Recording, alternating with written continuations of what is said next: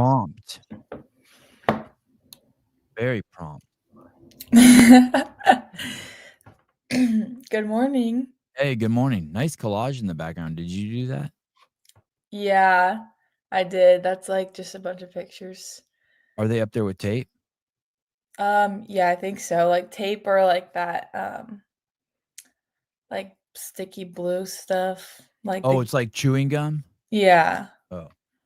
Are you at your parents' house? Yeah. Did you get in trouble for that? No. This is like my high school bedroom. Are those pictures from high school, Olivia? Yeah. Olivia, you got younger since the last time I talked to you. What happened? You know you're supposed to get older. Really? Yeah, I I look can't believe. younger? Yeah, look how your skin is like perfect. Look at you. You don't even have you don't even have pores.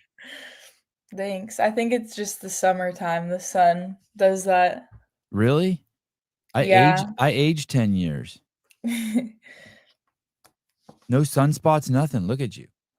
Holy cow. Thanks. Hey, I used to get in trouble when I would stick stuff on my wall. I mean, I still did it everywhere, but then when I would pull it off, there would be paint pulled out, or I would just take a nail and put something up on the wall in my bedroom when I was a kid. You're just, I guess your parents are just cool with you. I guess. I don't think it's gonna tear the paint off the wall though. No, that gum stuff's cool. Yeah. What if someone's not your friend anymore? Do they get pulled off the wall? No. There's probably some people up there that I don't really talk to anymore, but I don't know. I How? think it looks cool. It's for the looks of it. Yeah. I need to add more pictures to it because 'cause they're all kind of, like, old. I need some newer pictures on there. What do? But You take them with your phone and then print them out? yeah, just, like, you can print, like, pictures. I think they're, like, 4 by 6 inches or whatever, and you just print them at, like, Walmart or Walgreens or something. You don't have a printer? You don't do it at home? Well, it's like they have, like, the glassy look to them. Yeah. They're not, like, just paper. They're not the cheap ones that I do. I guess not. I have a wall like that in my kitchen with my, pictures of my kids, like about that many pictures of my kids, but I haven't updated it in years, so I guess I'm holding on to the fact that my kids are little. Aw. Do you have a best friend, Olivia? Yeah. You do? Are they from high school? Uh-huh. I've actually my best friend, I've known her since kindergarten. Oh, wow. Mhm. And we live, like, 2 minutes from each other, so yep. Have you got Fun her into time. CrossFit? Um, she's actually going to college for pole vaulting, so she does track and she runs and stuff, but, I've taken her to CrossFit a couple times, but nothing crazy. Don't wanna scare her away.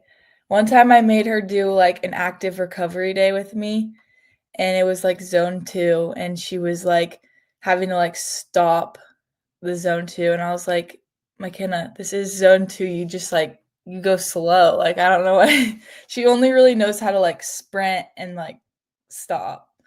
Explosive, on, off. Yeah. Hey, do you use her for training? Is that a good tool for you to have her? Um, I wouldn't say I use her. I mean, like, if I want someone to come run at the track with me, she'll come. Or, like, sprints, she's good at sprints, she would probably push me with those, but, I don't make her work out with me much.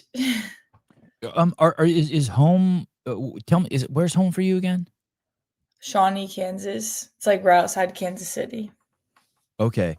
And that's, near Jacob? Mhm. I live, like, 15 minutes from Jacob's house. And you're a proven athlete? Mhm. And how long has that been? Um, since right before my first game, so, like, 2 years now. Yeah, that's awesome. Congratulations. Thank you. Yeah, it feels like so many people move around. Now you got 2 years under your belt. And you like it over there? Yeah, I love it. They're awesome. And do you have a primary coach there, like the person who's your go-to person? Yeah, Tim Paulson is my coach. Oh, that's awesome. I didn't know he was even coaching. Yeah, I love having, like, someone who has experience in the sport. I trust him a lot. Tell me about that, the trust part. Um, why is that important? I mean, it's, really important to trust your coach because they're telling you what to do, and if you look at the programming and you're like, "Oh, this is stupid," then you're like you don't have that trust and you're not gonna do the programming or put your full effort into it and, like, get anything out of it. But kind of with Tim, like, because he has experience in the sport, I know that he's not, like, overtraining me or undertraining me because he, like, did it himself and he knows Mm, the right amount or whatever. And, like, obviously, like, athletes are different.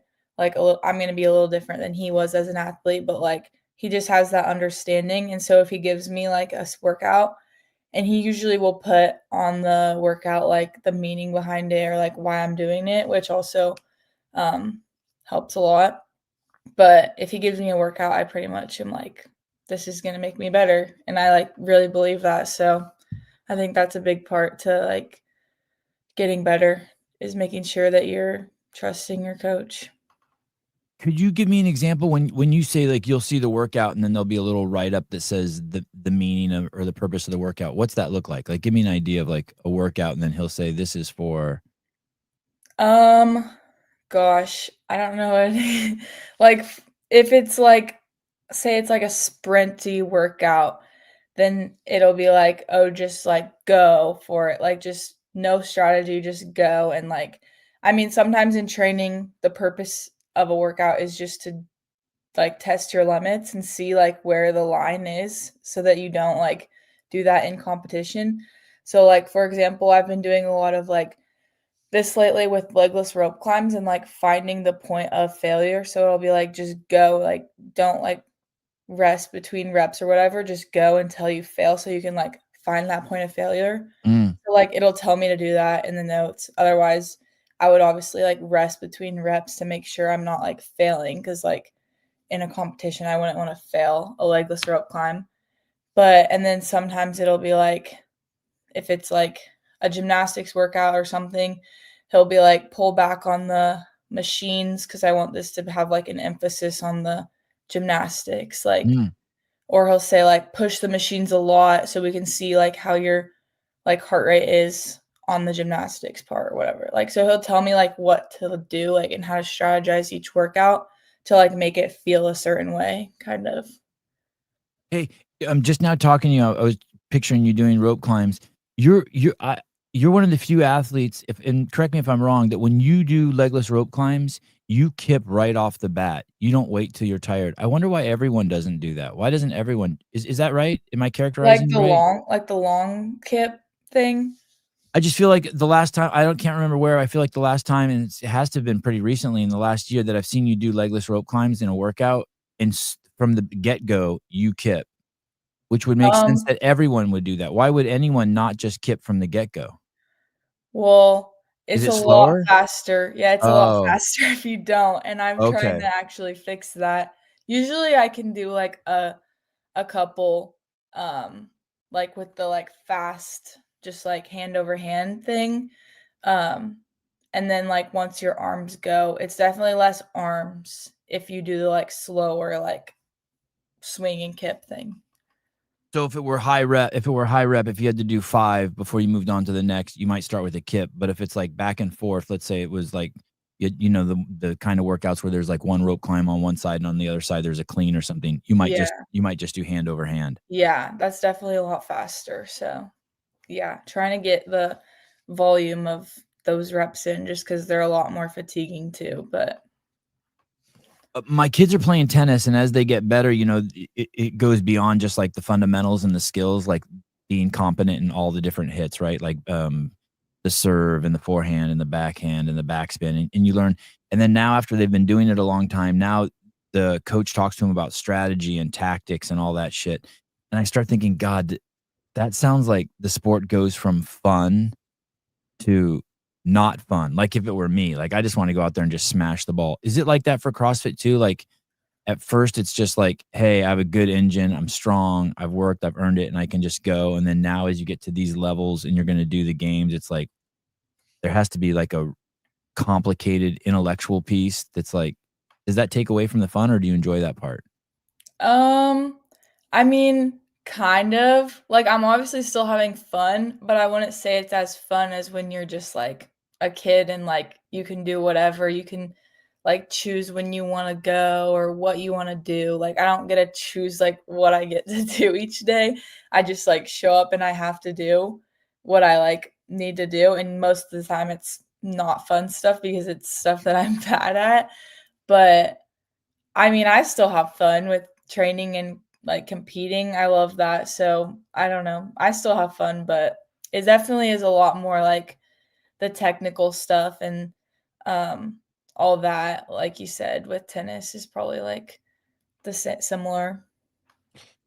Hey, I watch my kids do stuff and like the I don't know, like about a year ago, my 10-year-old did 100 burpees for time and he did it in 4:27. And I'm thinking to myself, there's no matter how fit he stays, he's not going to be able to keep doing that, right? Because he's going to get older and just bigger. Is there anything for you that as a kid, is there, I'm assuming like 99% of the things you do, you've gotten better at. Is there anything that's like, shit, I just can't do that like I used to as a kid? Just because you're just older and there's just more of you. Um, Or that you or that's just way harder. You know, like jumping on a trampoline. Kids will jump on a trampoline for 5 hours straight, and as a 53-year-old man, I get on there, and in 3 minutes, I'm like, "Holy shit, this is hard." like in CrossFit or like Yeah, that? yeah, like in CrossFit. Like, is there anything that just used to be just effortless and easy to you, and now it's like, "Wow, this is."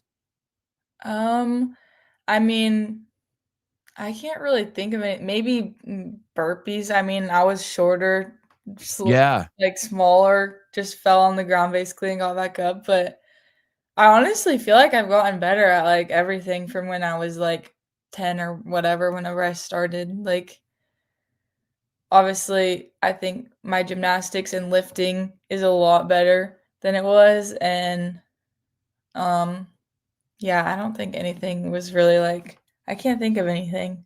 And nothing that got harder. She's still young, Sevon. Alright, fine. You're 19? Yeah. Isn't that nuts? I wonder what the age is that like human beings reach their like full maximum potential, and I wonder if like you're even there yet. I'm guessing you're not. I'm guessing it's like somewhere in your early 20s that like all your hormones and just like your brain and everything is just all like, you know what I mean? The most Yeah. capable. Yeah. I mean, I feel like I'm not at my peak yet for sure, so probably somewhere in your 20s. I think 21 is when they say your, like, brain is developed and, like, I think maybe your body's fully developed, I don't know, but yeah, not at my peak yet. Are you patient with that? Is like part of you like I mean, you're what is this your 3rd year at the games? Second. 2nd. And so, pretty much after this year, I mean, I'd say you're a bona fide veteran. Um, do you feel, and I'm sure some people like in their 30s feel an urgency. Do you do you think about that? Like, hey, part of this there's an urgency, but part of this is like, hey, I'm still in training for when I'm 21. Let's say if that were the age that like you'll be you, Olivia will be Olivia, full Olivia. Well, I think that, like, the going up part is, like, cool. Like, if it's, like, a peak, then I think Mhm. the going up part is cool because you're getting better and better. I think the part that'll, like, drive me crazy if it, like, happens is, like, if you're, like, declining slowly, I'd be, like Mm. have some sort of, like, "Okay, like, this sucks." But I think that the going up part is fun because you can still, like, perform good and be happy and then look back and be like, "I'm not even at, like, the best I can get yet, like, I can still get better than this." So, um, yeah, I think the going up part is fun, but I think that once I hit the peak, hopefully I can stay there for a bit, but then once I start, like, declining, obviously, when I get older, I'm gonna be, like, going crazy, like, "Oh, no." Yeah, it's gotta be a completely different mindset because you know is there anywhere where you're like, "Hey, I just can't get better," or all the metrics, you look at them, You're like, "Yep, I could run faster. I'll be able to lift more." Like, does it seem wide open to you? You're like, "Damn, I can get a lot better everywhere." Oh, I think I can get a lot better at everything. Like, I mean, obviously, sometimes I'm like, "Oh, well, if I, like, get really good at running and cardio, then my lifting is gonna, like, get weaker." But I honestly think that I can get better at running and cardio stuff and still get stronger too, just because, I mean, also, I'm young, so I still have strength to build, but also, like, I just I think that there's room for improvement both places, so Yeah. Yeah, and I believe you, you're showing it. Is there anything this year that you've really, been working on that you're looking forward to showcasing? I know we talked about rope climbs, but is there anything else that you're like, "Hey, I've really buckled down on this?" I mean, I would say probably running. I run, like, 3 times a week, and I've done the first event from the games, like, 3 times now, so, Wow. yeah. I mean, I don't I yeah, probably running. I've worked a ton on it, and it's just kind of, like, always there, and it's, like, a big part of CrossFit, I feel like. It's always, like there's always at least a couple events with running in it, so that's been a main focus to get good at because I feel like if you're good at running, then you can do good in multiple events, whereas if you're bad at running, you can bomb multiple events. It's kind of a big part of it. What is the, what's the running look like? I think it was Tudor I had on, and he said he was also running 3 times a week. I wanna say I read somewhere or heard somewhere that he was running 20 miles a week.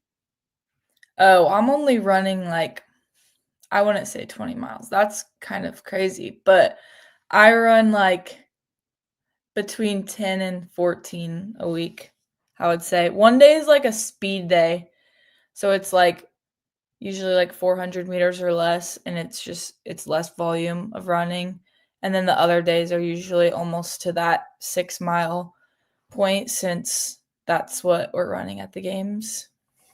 Hey, does, boxers run a lot? Good boxers run a shit ton, and obviously they're on their feet for 15 rounds. Does of all the cardio, workouts you could do, rowing, the erg, the bike, running, does running transfer to all the other, times that you'll need a good metabolic capacity the best? Like, do you see that your running bleeding over into being better at, longer workouts everywhere?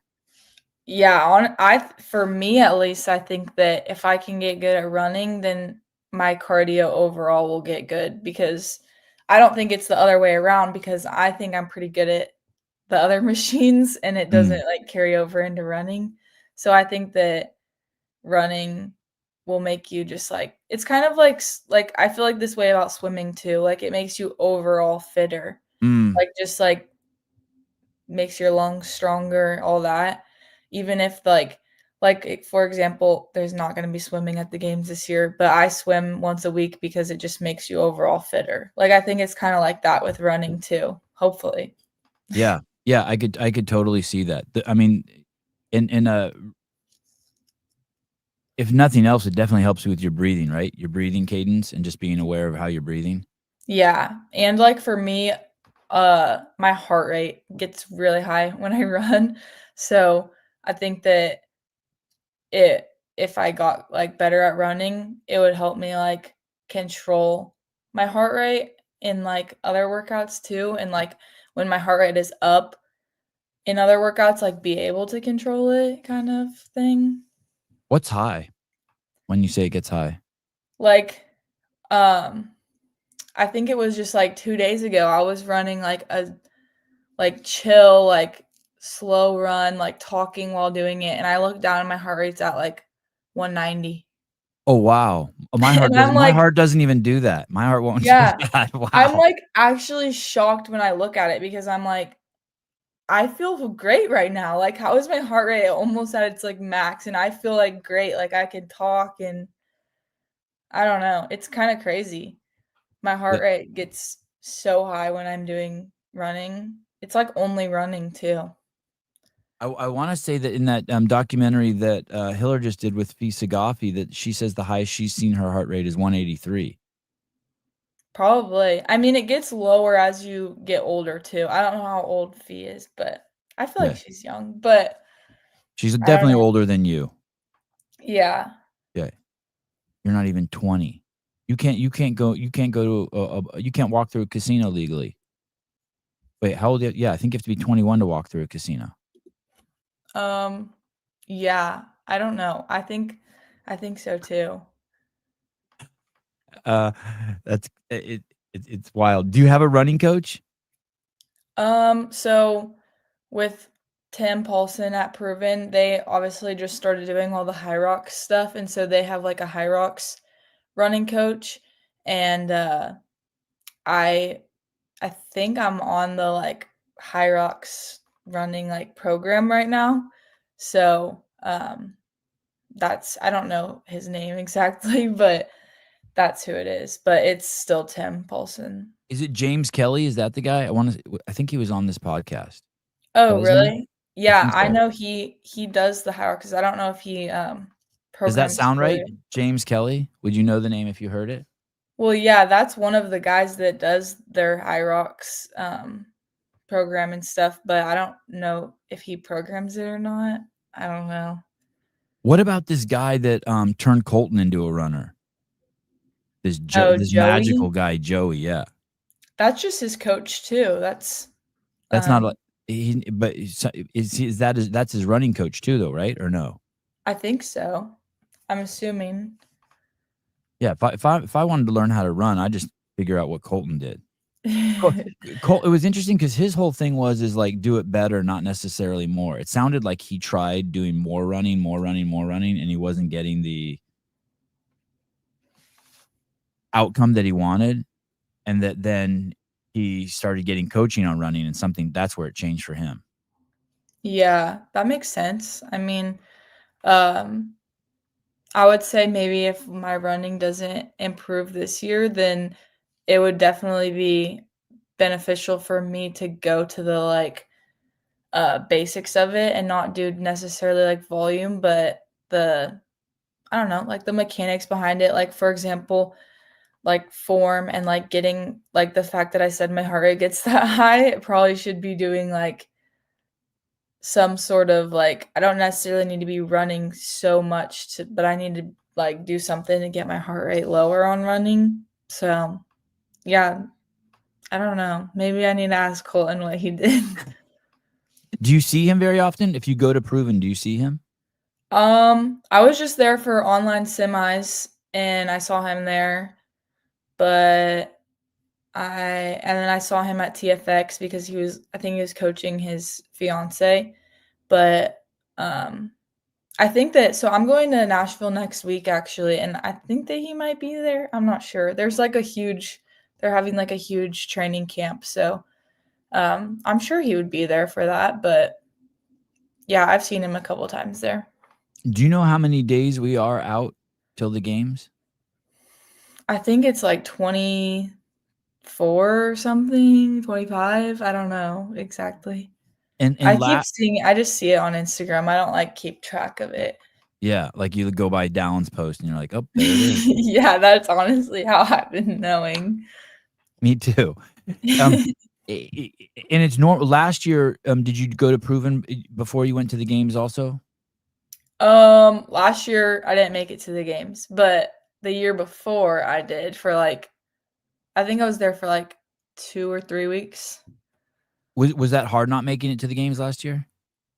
Yeah, I mean it sucked, but I feel like I say this a lot, but looking back, I think that I'm grateful for it because I wouldn't be I don't think I would be who I am today without it. Like I think that it made me a lot better and it made my mindset a lot like stronger. Like it made me have a lot more of like a fire for like wanting to like actually like pursue this sport and like do good in it and not just like compete. Like I not or not just like show up and be there. Like I want to like compete.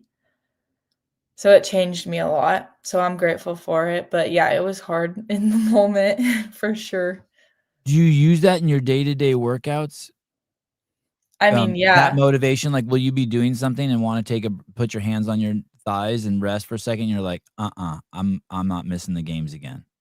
Yeah, like, leading up to semifinals, that was, like, my motivation every day to go to the game or to go to the gym. Like, I have a, like, thing on my phone case, or not on my phone case, on my screensaver, and it says, like, "Success is the best revenge," and, like, if I was ever, like, at the gym and, like, "Oh, I don't wanna do this," I would usually, like, see that and be like, "Oh, yeah, I wanna do this now."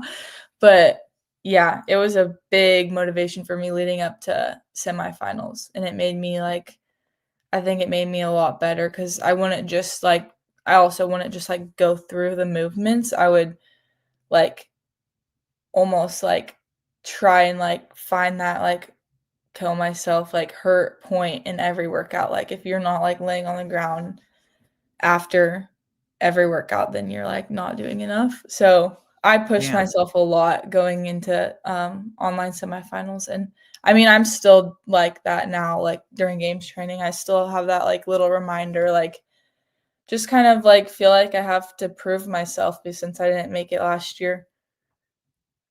I think also when you know that you tried your hardest and even if you don't succeed, you can still kind of leave emotionally intact, right?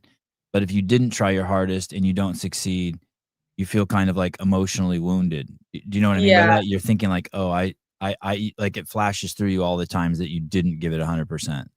Oh, yeah, for sure, and especially, like, me not making it last year, I look back at, West Coast Classic or whatever the semifinal was called, Oh, and that's I'm right. like, just see every little thing that I was doing wrong, and I'm like, "That was so dumb of me, like, why did I do that?" Like, it was so little things that I could have fixed, and so, like, I also just think of that, like, it's not like last year I wasn't fit enough to make it, it was just I made stupid mistakes, and so that's another part of this year is just not only being a lot fitter and, like, putting my full effort into everything, but just making sure it's, like, a clean effort and not, like, making little mistakes.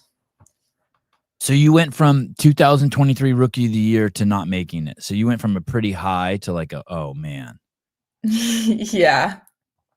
Is that sensitive for you, or is it something that even Jacob could joke around about? Like, in the middle of a workout, would he say to you, "Don't forget you missed the games last year." Like, is he allowed to do that?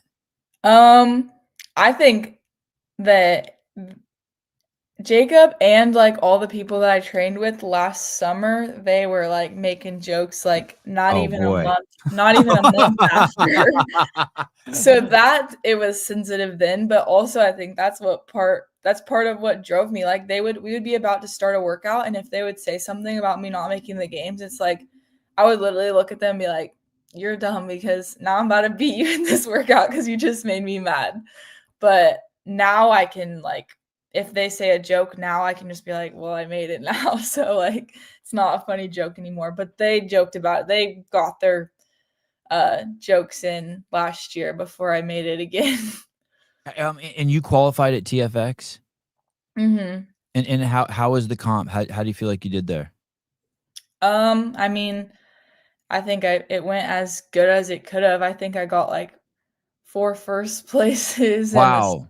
2 second places, and, uh, I think I got a 5th place was my worst, so I think it went as good as it could have. And so that's really, that's good. You're on you because you go there and it helps you build a lot of self-belief when you perform that well against that competition. Yeah, especially, like I mean, I guess I did World Fitness Project so I could see how I was in person, but, um, I did online semis and I got 4th before the, like, penalties, and so, but that's, like, online, like, you never know how you're gonna, like, be, like, against, like, in-person field, and so then going to TFX and having, like, in-person, um, got confidence going against that, field too. Hey, have you been tested a bunch this year? How often do you get tested? Um, I don't know, every couple months. I got tested at TFX and, I got tested a couple I think a couple weeks or months before World Fitness Project, so I think I've been tested twice this year already. Is that I don't know if this is a word or a phrase, nerve-wracking? Like, every time you get tested? Like, do you start being like, "Okay, what did I eat? What did I do? What did I" you know what I mean? Like A little bit. I mean, this year, the first time that they tested me, they were, like, asking all the supplements I take, and I'm like, "Do I need to list, like, every single one?" Like, there's a lot of supplements that I take, and if you took a vitamin C or something. yeah, I'm like, "Do I need to list every single one?" But then I get in my head and I'm like, "What if that one is the one that's, like, drugged somehow, like, there's a Right. little bit in it or whatever, and so, then I get in my head, I'm like, "I have to." But I mean, I know that I don't take Right. anything, so I'm not that nervous, but, I mean, for the first, like once you it definitely, like, once you're, like, 2 weeks past that drug test, you're like, "Okay, I can breathe now," like, they would've, like, found something by now, or they would've, like, called me by now, Or but the tests could get mixed up. I can just remember in high school, I was a virgin, and I can't remember why I was giving blood or something, and I got AIDS tested, and I thought like, "Oh, shit, maybe I have AIDS." And I'm like, "How the fuck could I have AIDS?" But I still until the test came back negative, I was tripping. yeah, it's definitely, like, a little like, especially, like, at TFX, like, the people that were running the drug test were, like, a little, like, older and slower, and I was like, "I feel like they're gonna mix this up, like, You're mess like, it "Hey, up dude, put your somehow." glasses on." Yeah, they were The guy's reading the label like this, you're like, "Oh, I'm screwed." they were slow. I was sitting back there for, like, 2 hours getting drug tested, and I'm like I was, like, about to pee my pants because they were, like, not letting me go, like, it was so slow, and like, when you have to go, you need to go because it's, like, nerve-wracking, Yeah. but yeah, so honestly, I was mostly scared that they were gonna, like, somehow mix up my test or something because they were a little slow, but Hey, what's the plan this year? Does Proven send a media team? Like, do you have a specific media person for you at the games, or how does that work for you? I mean, yeah, Proven, they have really good, video and photographers, so they'll have some there, and then, I also know that Ripple Sports, my, like, manager's, like, agency, they're sending a media team too, so I'll have those too, but that's really it. Well, that's awesome. Well, hey, I look forward to seeing you. Thanks for Thank coming you. on. I really appreciate it. Did that Thanks. feel like it went by, like, in 2 minutes? Yeah, it did, I just looked up at the corner, it says 32 minutes, I'm like, "Whoa." Yeah, this is my best interview with you ever. Thank you so much for coming on. You're a Thanks for having sweetheart, me. and, your parents should be proud, and I look forward to seeing you in a couple weeks.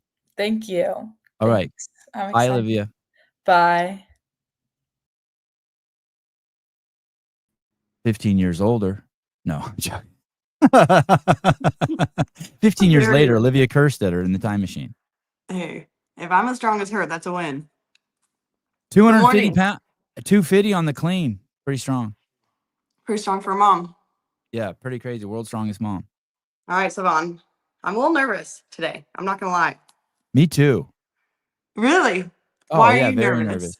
Because, after what happened with Lazar and, you and I are friends, and I like you a lot, and I like Dylan a lot, and then after the Lazar Jukic incident, I know that you were not happy with how that unfolded, and I know that I was very defensive of my friend Dave, and this is the first time we've talked. I mean, I don't think we had any, like, major falling out, but, um, No, I agree, and that's what I was gonna bring out first is you were I very mature about it, though, to me. You were very in all the correspondence I've had you've always been a sweetheart to me, and you and Dylan have always been like, "Hey, if you wanna talk, let's talk."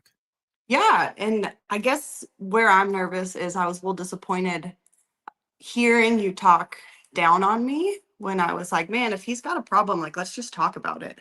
You don't have to Yeah. tell all of your Sevenistas Arielle sucks, this and that. I'm like, hey, have me on, let's chat about it. Did I do that on the air? Dylan told me you did. I didn't personally hear it, but Dylan listens a bit, so he told me. Okay. But it's okay. I'll be honest. I talked bad about you off air, so it's not like I'm some angel. Uh, it um, yeah, it was something I was very, passionate about, obviously something you're very passionate about, but I will tell you, I don't like fighting with people. I don't either. I can't stand it, and especially because I know how much I like you, and I know how much I like Dylan, and I know how much you guys have done for me and for the podcast, and how open you've always been, and how generous you've been with your time. Yeah, and so I don't like it, but I was throwing a temper tantrum.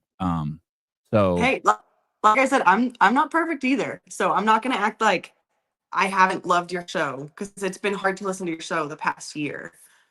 But I do think, like, right now, what the community needs is people to come together. I feel like they're so divided. So it's like, man, how can we bring a light, bring people together, and just get people like loving CrossFit again? I thought it was really cool when Fee went on Dave's podcast, and although they didn't address the subject, I thought it was.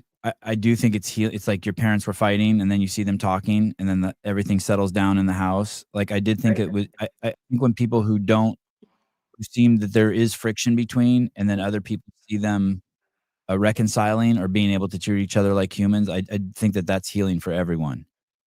It is, but here's the hard part. You don't always get that in life. Right, So right. what I'm dealing with personally right now is forgiveness. I'm gonna have to forgive people who I don't want to forgive. Like, I can't go on saying like Dave is to blame. I'm never gonna sit in a room with Dave and be like, let's talk about this. But I'm still called to forgive for my own benefit and not hold grudges against anybody. Yeah. Yeah. Tell me, what is forgiveness? Explain to me what that is. What's forgiveness? Maybe I should look the word up. Forgiveness is, I mean, somebody could do something wrong to you, and you Yeah. have to basically, I hate to Let use the go of, word it says let go resentment. of resentment or anger. Exactly. And so sometimes in life you're lucky and you get to talk about it with, like, me and Dylan have had to forgive each other a lot because we're married. But Right. sometimes you don't get that You can fight in the opportunity. So morning and forgive by evening. exactly. So I've had Yeah. probably in my life 3 different circumstances where I'm not gonna sit down with that person and hash it out, but I'm still called to forgive so I don't hold resentment. And those are the hardest ones. Have you ever had that?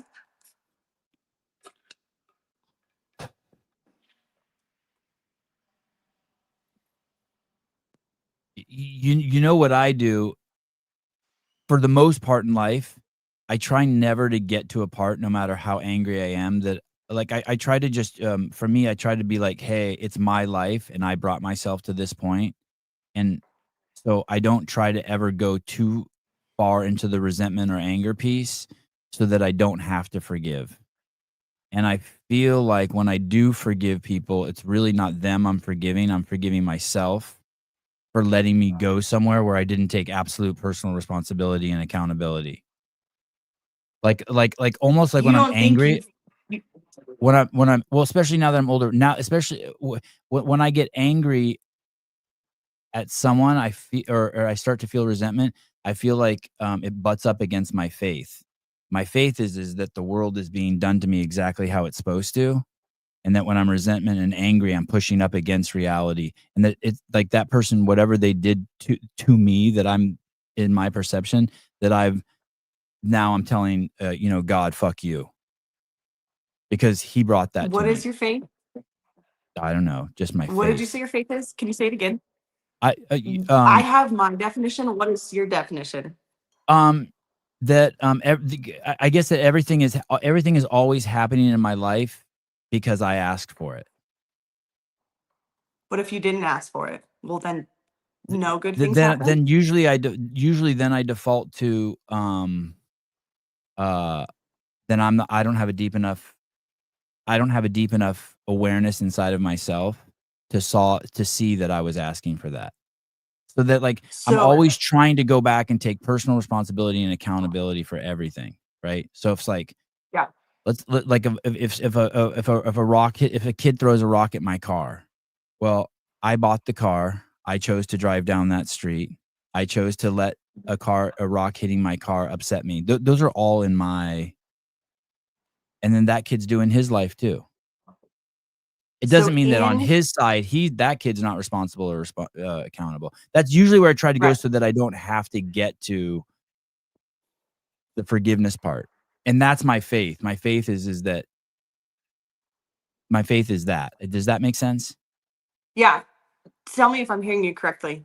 Okay. In your faith, you control your destiny. You control your feelings, you control your emotions, you control what good or bad happens to you. I don't know if I can. I see it more like not necessarily that I control them, but that there's a benevolent entity or a way that I'm allowed to do that. You know what I mean? Not necessarily that I'm in control, but that uh so um I don't know if control is the right word. Okay. So a higher I'm not like power. I'm not like I'm a wizard and I'm like making all of these things happen around me, Right. but that I'm put here and all my lessons are brought for me to in life are brought to me. Here's another way to put it. All the lessons in my life are brought to me to observe. And if I get hung up on any of them, well then okay, that's one that I've like made it about me instead of just observing God's miracle. Does that make sense? And Yeah. so it wasn't always like that. It wasn't always like that. It took, you know what I mean? What But was it like I before? start it was like have resentment, have anger, then have to work through it. It's like a whole cycle then. Do you know what I mean? Then it's like, oh, you got to go through all this shit again because you weren't able to accept what happened here and you made all these judgments and calls about it. And then now I have to go through the whole cycle to where it's like what you're saying. Yeah. So now you don't feel like you have to forgive as much? Right, because I don't even get to that part for the most part. I don't get to the part of like I'd say 99% of the time I'm angry, it's like fake anger. What Do about you know with what your I mean? kids? Do you know what Because I mean by surely yes, yes, you get yes. mad at them unintentionally. I apologize to my Okay, good. kids on the regular. Okay, good. So I was like, man, I grew up in a household where sorry wasn't said much. So now I'm very Yeah, intentional where sorry is yes, said. So Blakely yes, knows I am not perfect. I just yes. made a mistake. You got to see it firsthand. Please forgive me. I physically hurt my kids all the time on accident because we play so rough, So do and you I'm always ask for forgiveness or do you just say sorry? um I don't ever remember saying that. Maybe I need to do sometimes I'll say I'm sorry, and then I'll be like, "Hey, are you still upset at me?" Maybe I'll Mhm. say that. But But maybe then I that should maybe sounds like a you thing. Are you're you totally still right. mad at me? Instead of Yeah, like, hey, I'm going to humble myself and say, hey, I messed up. Can you yes. forgive me? Yeah, that's a really good point. And then if I did ask them for, uh, forgiveness, I'm also giving them an opportunity Exactly. instead of taking it all for myself selfishly, like, just wanting it Ins- to be better for me. Absolve me Instead of, like, I'm yeah, asking them to absolve me when really it's like that they were the one that got hurt. right. Y will you forgive me, please, for anything that I did to hurt you? Yes. Will you forgive me? I was A thinking hun about it because I'm like, did he just manipulate it to make it, hey, you got hurt. Will you forgive me for your feelings being hurt? But you said it like, hey, I messed up. Can you forgive me? I Can don't you? want you to be I don't want you to be mad at me. I want it to be, like, so that the air between us is clean. So that This when is I what I look at want. you when I look Yeah. at you and, um yeah. No, I forgive you. I And if I didn't want that, I wouldn't have interacted with you. I would have just avoided you. Same. And even talking to Dylan, I'm like, should I come on? I'm kind of mad at Savon. All of this. And he's like, just talk about it. Tell him how you're feeling and all that. So The I girl's forgive you. I supposed to hope, do that. yeah. I hope you can forgive me for talking I crap about you behind your back. Because that's yeah, still gossiping. listen, a dear friend of mine recently told someone, another one so I'll give you an example. Someone who I see as a friend, said to, another one of my friends, "Hey, you shouldn't hang out with him publicly because it's really bad for your reputation, and he's a fucking asshole and a know-it-all." And someone told me that, and I was like, and I still like that. Like, I don't think I have like that's what I mean. Like that, it didn't. I don't have any anger or resentment towards that person. I'm not like, wow, they're totally fucking out there. Like they said I was a pedo. They But sound like they're yeah, trying to protect you. I could be an ass. No, sorry. It would be, let's say Dylan. Let's say me and Dylan were really close, and Okay. Dylan told you, hey, don't go on the show. It's bad for your reputation. And he's a fucking know-it-all. Let's say he said that. My friend Dylan, who I know said that about me and doesn't know that I told you that. I'm not even a little mad at that person. Whereas maybe 10 years ago, I would have hated, and that's another thing too. I would have hated that person because they said that. But that's another thing too. I want to be me. I think it was Mother Teresa said it, but I think a lot of people have said it over time. Be nice to people, not because they're nice to you, but because you're a nice person. And I think the same thing is like, be mean to people, not because they were mean to you, but because you want to be mean to them. Like, just don't, because if I hated Dylan for telling you that, and this is a fake story, of course, sorry, Dylan, for using you, but then Dylan's controlling me. And I don't want Dylan controlling me. No, you want to control you. Yeah, That's I your want to favorite. be nice. I want to like Dylan because I like him. If he doesn't like me, that's on him. Right. So who do you report to? So like, I know me, I'm flawed. mhm. I'm not perfect, but in my mind, Your hair I is though, can. but your hair is. No, it's a good hair day. In my mind, I could think I'm perfect and think way too highly of myself. What humbles you, and who do you listen to keep you in line?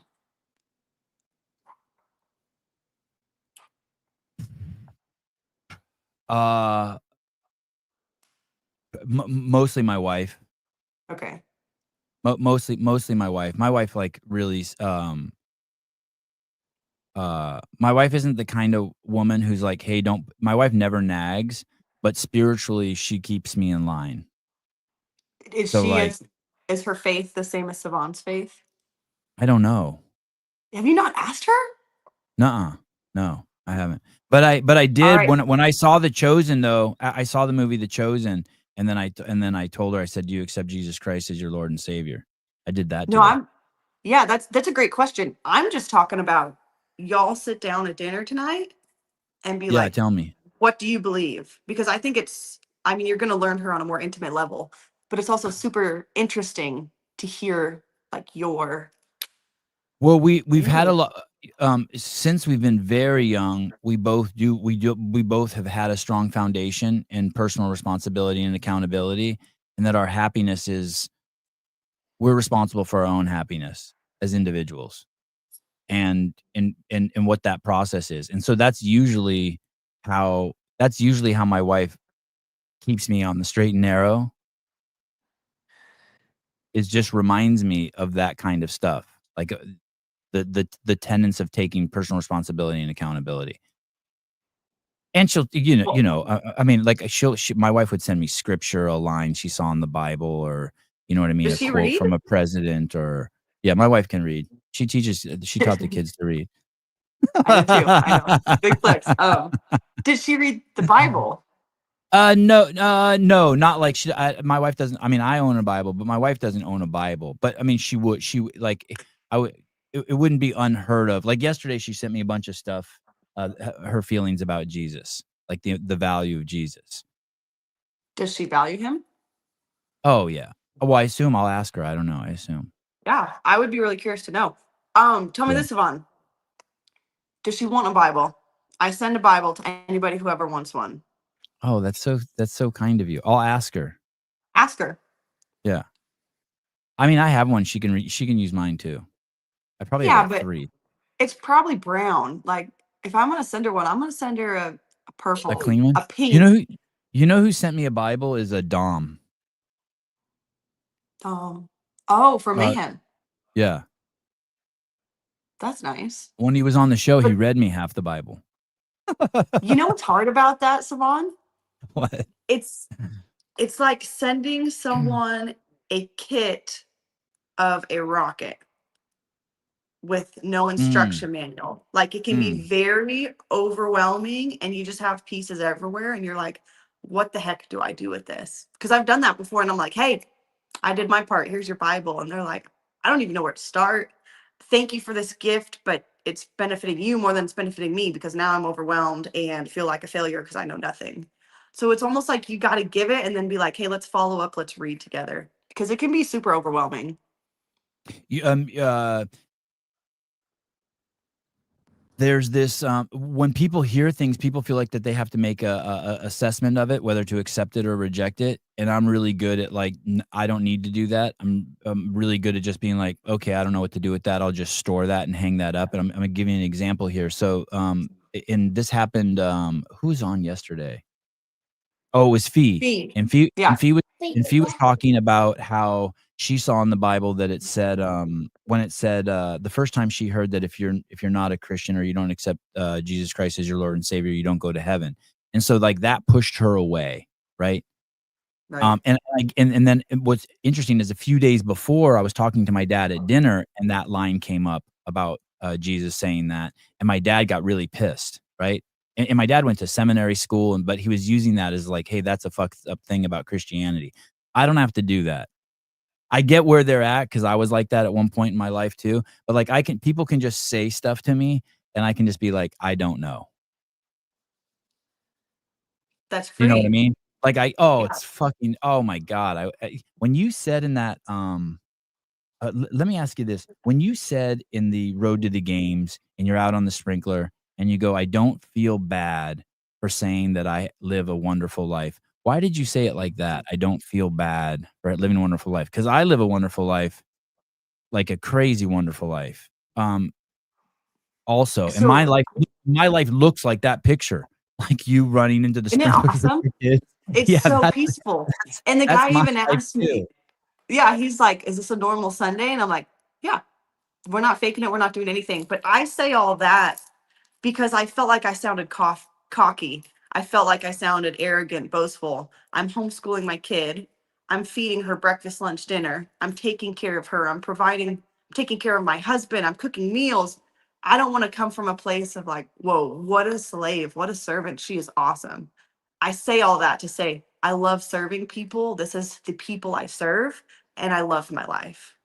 Yeah. Not that, hey, if you're a mom and you don't cook meals for your husband, shame on you. It's like, hey, I Oh, enjoy this. I right. enjoy wiping butts, I enjoy cooking food. So I don't have to wipe Blakely's anymore. Yeah, that's a new thing. She's a big girl. How old is she? She's 6. Oh my goodness. I know. You wipe your own butt at 6? I She always, does. whenever I go into the bathroom, I always threaten to wipe my 10-year-old's butt still. So like we'll go in the bathroom. And he's like, dude, I got it. I'm like, no, I got it. He's like, no. And then you wonder why people call you a creepy pedo. Hey, he's my son. I'll wipe anyone's Yeah, butt you're I right. want. Yeah, you're right. Serving is the best thing in the world. Even people who don't like serving, it's just because they just haven't figured out like the power in it. I mean, it's just free energy. It's just free connection, right? I mean, it's just like that's when I'm the most whole, when there's no Sevon and I'm just like fully immersed in. Yeah, and I do think it's a love language. Do you know about the love languages? No. I think there's 7 or 5. There's gifts, words, touch, acts of service, and there's one other. But so I show love by whatever my showing love language is, and then I receive Mm-hmm. love a different way. So the way I show love is by I'll give you a gift or I'll do an act of service for you. But the way I receive love, like for Dylan to say he loves me, is going to be gifts. I do love a good gift and probably quality time. So like Mm, Dylan could all day be like, I'm going to show you love by touching your leg. mm. And for me, it's like, man, that doesn't really show me love. But if I touch him, that might show him love because that's his love Right. language. So just figuring out where Boys like people need to that. be loved. Yeah, they do like That that.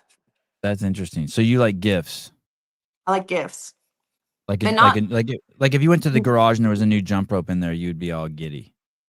so I will say intentional gifts. Not like a designer purse will do nothing for me. A new car will do nothing for me. But if I'm brushing my teeth and I run out of toothpaste, and then the next morning I see you Mm. bought me more toothpaste. It's like, okay, you saw Oh, me, you bought something. It might have been $1, but that's a love language. yeah. I like that. How do you When show love? I think mostly just service. You know what I mean? Like if I see my wife doing something, like I would never like if if I saw her like in the middle of like cooking a loaf of bread and she had 5 minutes to go to take the kids to tennis, I would get them all ready. I'd put water in the bottles, pack their little snacks, get them all in the car, and then I would be like, "Hey, babe," and let's say it's 2 hours of tennis, I'd be like, "I got this. Just chill." That's I do nice. that. I do that every day, and she'll be like, "No, no, no, no. I'll do it." I'm like, "Hey, dude, I know you want to go, but just think of having the house by yourself for 2 hours. I got it." I try to do Yeah, that every day. Yeah, that's great. How do you time. I try to feel? give time to people. Maybe. Yeah, cool. I would say Yeah, that's an act of service, yeah, intentionality. How do you yeah. receive love? I know, handy, standy in the closet. So personal. I could see it. I could Thank see you. it. My wife is so yesterday she sent me this whole long thing on her on like her her perception of Jesus, right? And the Okay. perception of Jesus in my life. And it was like it was awesome. I read it like 3 times because it just made me so high. It just gave me clarity in my mind. What was awesome about it? Because it just gave me clarity in my mind. You know what I mean? Like it made me it made me present. And I love knowing my wife's so like deep to me and so still that um I just think I'm so lucky to be around that. Something that's like she could just look into the abyss, you know, into the heavens. And then so then when she shared that with me, I was like, oh, you know what I mean? Like I kind of don't want her to ever text me again because I want that to be you know, I always want to open the text and be able to read that because I know like in 3 days 1,000 texts will have gone by and I will never see that again. But I just she took the time to write that and um and I just loved it. It made me feel not even that it was from her. Like when I'm reading it, I'm not thinking it from her. She's not like, you know what I mean? I'm thinking like it's almost like I'm hearing the word. It's almost like God spoke to her and she shared it with me. And so then like, oh, I eavesdropped on a conversation with her and God. Like, oh, that's fucking cool. So you believe in God, a God. I don't really use the word believe. Acknowledge. Yes, I'm Okay. aware of God. Yeah. I'm Okay. aware of God. Yeah. That's like the best part of the day. And you would When say when you you when you felt see his God working. because it's so supernatural. Or maybe you just maybe I don't know, in a superficial thing, maybe you just from an ego standpoint, I probably get off on it because I saw it. You know what I mean? Like, "Oh, look at me, I saw God. Just do some Back to work." you. Yeah. But then also probably like the safety feeling too, like the like you're with dad or you're with mom. As far as like you're not in control, somebody else has got this, you can relax a bit. Um, maybe or maybe just like, hey, every time I see God, I'm like, okay, everything's perfect. The world is perfect. Like it just feels safe. He acts as if God exists. I don't know what that means, but I love that line. Ed Al, Sevi has a God complex. You're not the first person to tell me that. Interesting. But only the second. But only the Tell second. me if I'm hearing this right. This is what I hear. Mhm. You don't believe in God, but you No, I think acknowledge believing's for believing's for believers. believing is for people who are too scared to acknowledge God. They're terrified of God. So they believe in God in order to keep God just far enough away so that they don't actually have to acknowledge God because that's fucking terrifying. Because God, when you're with God, there's no Sevon. There's no But Ariel. There's no, yeah, what I heard you go ahead. say when Yeah. your wife sent the text, You Mhm. felt peace. You felt safe. I would say that's Y opposite of yeah, fear. yeah, yeah, that's fair, yeah. But I don't believe, I don't second guess. I have really strong faith. I don't second guess. I don't believe, like, believe is like, "Oh, the weather app says it's gonna rain today. I believe it's gonna rain today." Like, I don't believe. I don't believe. Does that make sense? Let me see if I can look up the word definition. I feel like you Believe. struggle with believe. I just don't, believe is a verb to accept something as true or real, often without needing absolute proof. Yeah, I feel like I have proof. Like, I feel like know would be a better word. No, Believing can you also, acknowledge. but acknowledge is even better. I haven't heard that one. I like acknowledge. I like acknowledge. Have you been going to church a lot? So, I'm supposed to dictate the conversation to God, but you dictated it to God. I'm just talking. No, Oh, so the thing that's crazy with Dylan and I is we haven't been to a traditional church in 4 years. So what I say by traditional church is you put on your best clothes, you put on your makeup, you put on this facade, you go you go in the front of the congregation of all the other people, sing a few songs, listen to the pastors, and you leave. We haven't been to your traditional corner church in a long time. What we do that's kind of changed me and Dylan's life perspective, we do what's called a home church. So Sunday we wake up, Dylan will wear his shorts, put on a hat, whatever. We go to somebody's living room and we just read the Bible. That's it. So we'll be like, okay, oh, we're in that's John cool. 1 today. Let's read John 1. What is this telling us? Let's break it down as a group. What's it tell us about God, about people? How do we apply this to our life? And then we leave. We come back next Sunday, we read John chapter 2, talk about it, leave. We come back next Sunday, read John chapter 3. So we're getting rid of all the fluff and we're literally just reading. And it's opened our eyes to a lot of stuff that, like, the churches, what I have a problem with the modern day church is their whole philosophy is come and sit. We want to get as many people in this room to come sit down and listen to us as possible. Like, they find success in their numbers attending the church. What's so different about our church we do is the whole thing is come and go. So we sit down and read the Bible for what, an hour, 2 hours on Sunday. And then the rest of the week, we're supposed to go live it out. Hmm. Sunday, Monday, Tuesday, Wednesday, Thursday, Friday, Saturday.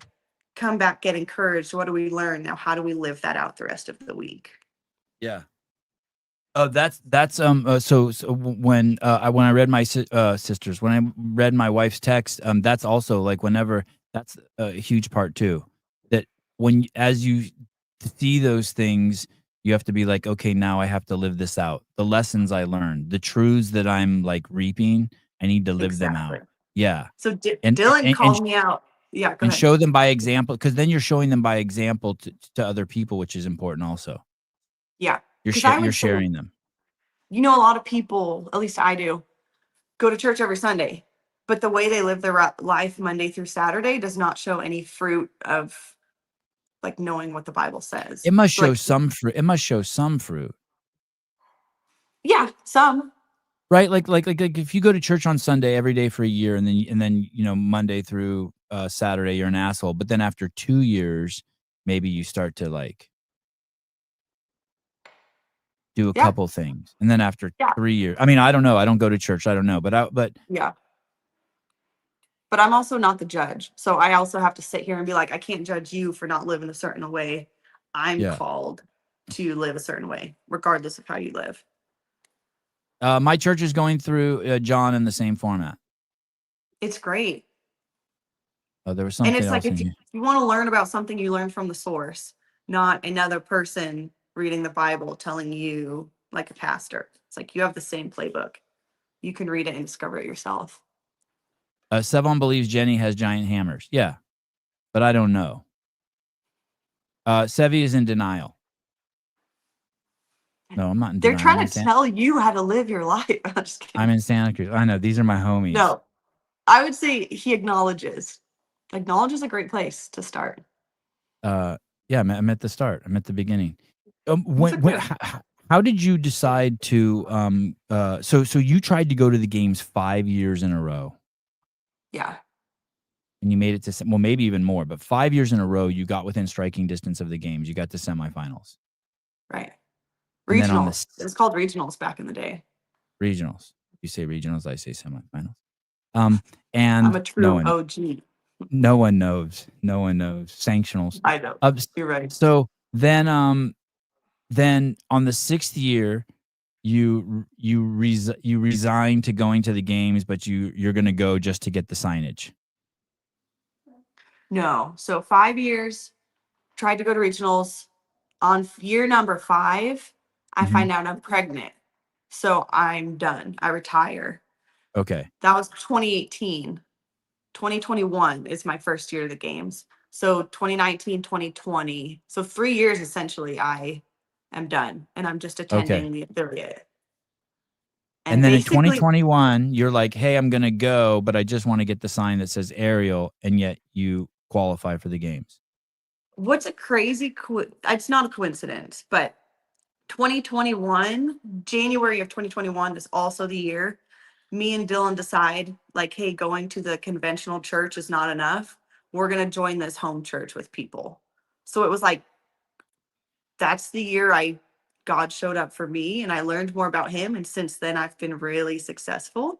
Not that, Oh, that's the like, same with fees. Fees competing with Yeah. Christ this year. but I hate to look at it that way because God is not a genie. It's not like if I do all the right things, he's going to magically pop out, hey, you're a CrossFit Games athlete. But I don't know if it's a coincidence or not. I just try not to see God that way. Well, I think that for sure when you accept God, it cures you of a lot of psychological ailments. That's a That pretty can be superficial true. way to say it. And so, or if ailments is too strong, hangups, right? And so once you have faith, you can get through so many things that you maybe used to get hung up on, just vanish. So in that way, you're set free.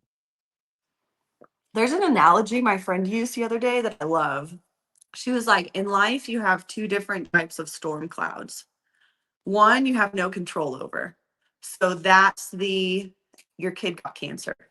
There's nothing you physically did that happened. Like, that's just a storm cloud that came. But there's also the storm cloud of like consequences. So the way I live my life will determine what storm cloud is in my life. If I decide to cheat on Dylan and then my marriage falls apart, it's like, no, you brought that storm cloud on yourself. These are called consequences. Yeah. So and if you live your life according to what the Bible says, you're going to avoid a lot of storm clouds that you had control over not bringing into your life. Yeah, that's sort of the same metaphor that I was trying to draw, or I feel like it is the same as with someone throws a rock at your car. You have to realize that those are consequences of your choices of buying a car, choosing to drive down the street that day, living in a neighborhood with kids, all those things, allowing yourself to be upset and value the windshield of your car. I'm not saying any of them are bad. I'm just saying that those are it's like that. You chose a more like kind of a gnarlier one. No, that was my friend's. I just thought that was awesome. No, I mean the cheating. Oh yeah, it's very real. Yeah. People cheat on their spouses all the time. Yeah. And matter then of fact, I hate it. Matter of fact, it happened live on the show a couple days ago. Spouses, married. Whatever. Don't ruin my story. That's different. No.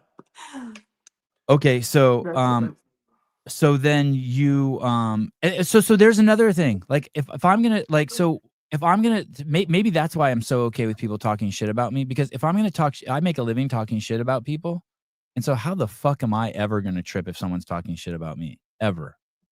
Does it never hurt?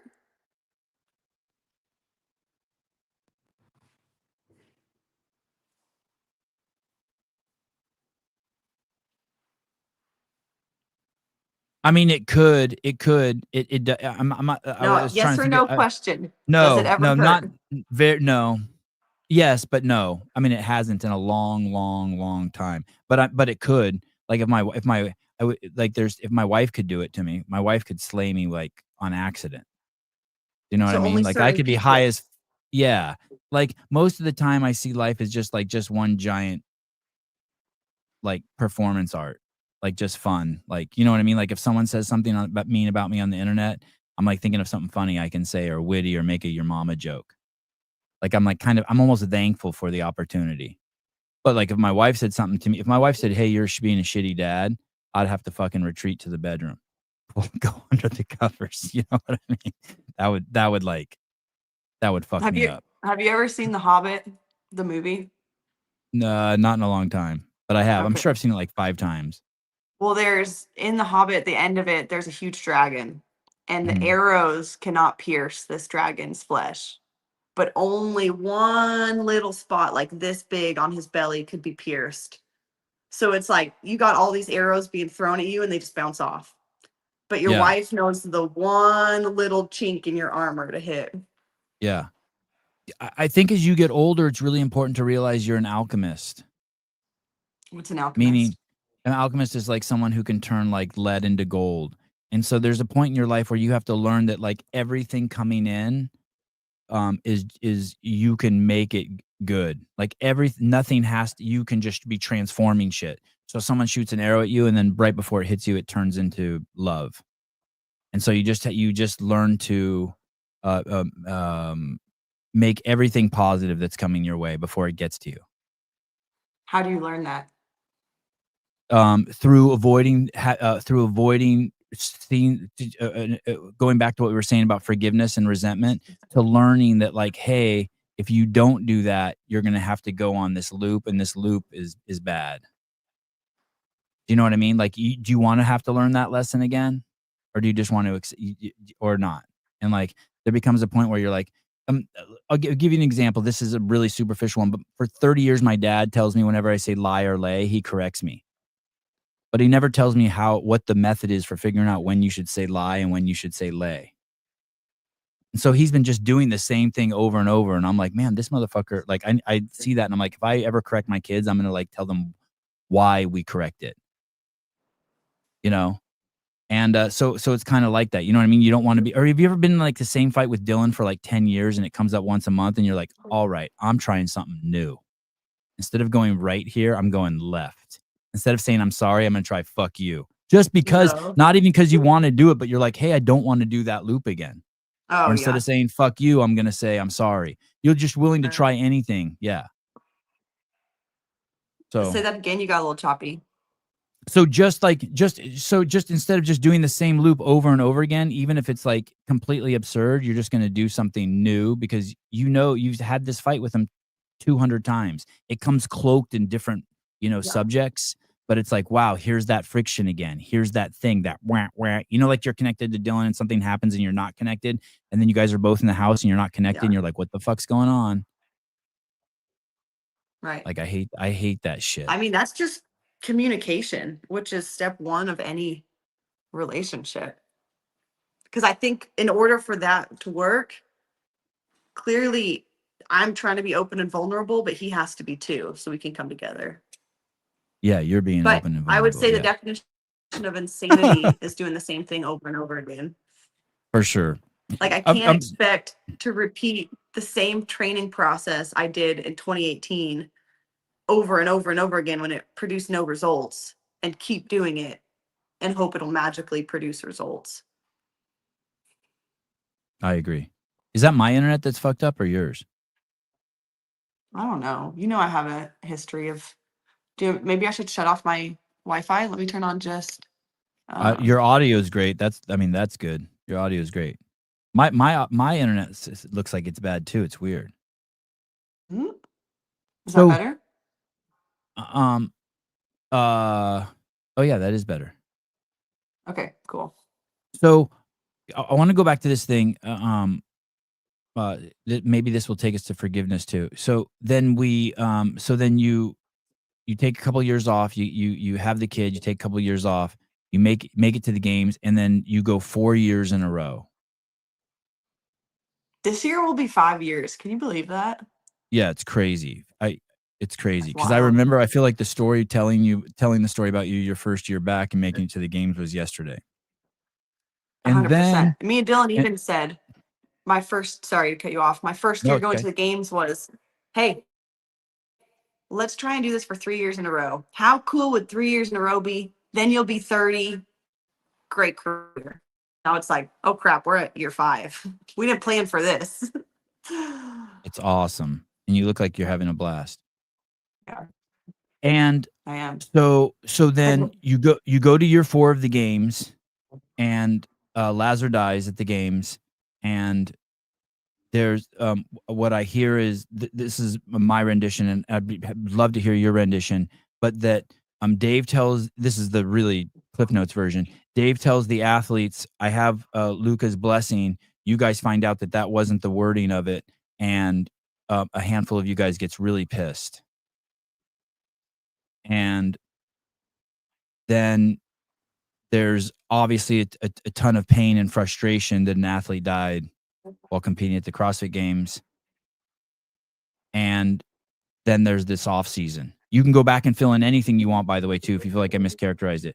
I'm curious, anywhere you want to jump in there, how did you finally get to, like, I was always wondering, like, hey, are she going to do the games again? Because you see, because of your frustration or anger that I perceive with the organization that is CrossFit. Yeah. So to fill in a few things. Okay, please. I was in the room. Obviously, I'm an athlete when Dave spoke. I heard what he said. Dylan was in the room with me. So I have like a witness of what I heard versus what he heard. And I decided, like, the community's here. The community came all this way to watch us compete. I'm still going to do it. So I do And like by 4 community, events, you mean your fellow CrossFitters also. They're all CrossFitters, right? No, I mean like anyone who bought a ticket to the CrossFit Games. Yeah. Tickets are expensive. Plane tickets Right. are expensive. Like, Right. But I they're feel all bad for you CrossFitters guys too. as bad as Okay. every Go on. CrossFitter. Sorry. Yeah. And so I'm like, I'm just going to show up and I'm going to do this. Like, I'm freaking out inside. I don't know how to process this. I experienced the swim. I have my own feelings about it, but I'm still going to show up for the community that's here. So I do that for 4 events. After I finished Chad, the hero workout where we do stepovers, I went back to the hotel to shower. And at the hotel, Luca was there. And I heard from the source, which is him, which makes me very emotional because it's heartbreaking. What didn't align with Dave that I heard from the athlete brief. Which was the blessing, and that was the blessing line, right? Yeah. Dave told you, I think it's 99% certainty that Dave told you we have Luca's blessing, but what Luca actually told him is, hey, like Dave said, Luca said, I don't give a fuck, right? Right. And that, as far as Luca said, I don't want to be paraded in front of the athletes. He was paraded in front of the athletes. I don't want to be shown on the screen. He was shown on the screen. Just things that, as somebody who's grieving, if they ask you to respect this, respect it. Yeah. Just a whole bunch of things that and I didn't feel right with. It didn't sit right with with me. And from that point on, mentally, I was not okay. I'm not going to keep competing physically for these awesome people, which broke my heart. If mentally I'm not okay, I pulled out. What I'm going to do the next day, I think it was Sunday. Oh, you did pull out? You did pull out? You did pull out, Arielle? Yeah, I did pull out. And I didn't really know what to do because I still love the community. So I, like, the next day showed up at Vendor Village and was just like a few, not even appearances, but just like, hey, community, thank you for being here right now. I just need a hug. Yeah. Smile. I don't want to say act like everything's okay because it was not, but I'm like, man, I don't want to sit alone in my hotel room and I don't want to say deal with the feelings because I just hate, it was just so gross. So I did withdraw. And really, after the games, I was waiting for like CrossFit to come clean. I was waiting for CrossFit to say something because basically I was like, hey, I withdrew. I haven't heard from CrossFit since. Let's see what they come out with to hopefully make me feel more at peace, make me feel better. And from then it feels like CrossFit has just like swept everything under the rug. Like, I haven't seen an investigation. I haven't seen anything public being posted about it other than let's just continue on as if nothing happened. So that's what doesn't sit right with me. But at the end of the day, I love CrossFit. I love doing it in my garage. I love the people I've met through CrossFit. So I still have an internal battle of supporting the organization, but also I love this CrossFit. I love the methodology. I love the people I've met, the community that's been built there. So I still have an internal struggle about it.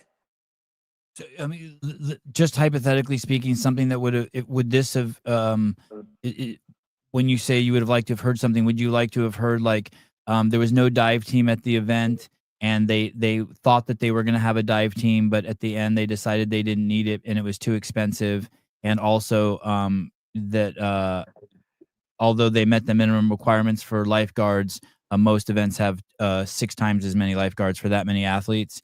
And moving forward, they're going to do that. Like, Is that what is the? I is don't that what think, you're kind of looking for, or and at this go ahead? point, I Sorry. just wanted something. Hey, Right. we had 6 lifeguards on deck. We have 2 lifeguards on deck. They were CPR certified.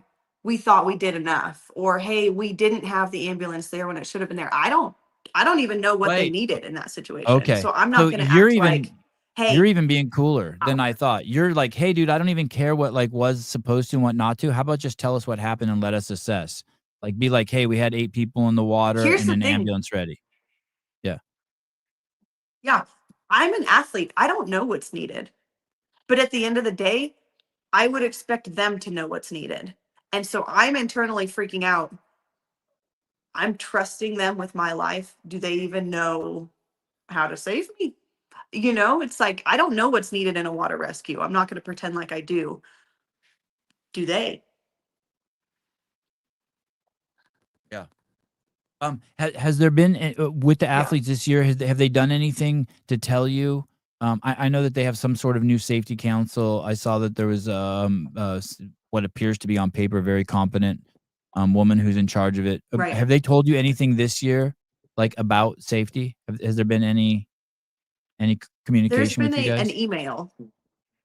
An email. The only thing that makes me feel better about this year is you have Katie from Rogue on the board and you have Rich Mm, Froning. mm, mm. And those are 2 people I trust. So I'm like, if they're there, I feel confident. If it wasn't Meaning them, I there's would have a lot different feelings. meaning that there's this council, and you're assuming that based on what we've been reported, I think it's a fair assumption that they've seen the safety protocols in place, they've reviewed them, and they've given their stamp of approval, or at least raised voices where they're like, "Hey, we need more water here, or more water there, or whatever." Yeah. Those 2 people I trust. Don't ask me who else is on the board. Yeah. But That's I don't know either. yeah, I I'd trust forgotten those 2. about that board. And so when you show up, do you think by now you've processed the whole thing, that frustration? Like, will you go there um, free from last year, you think? I don't mean changed or scarred, but I Mm, mean free from it? no. No.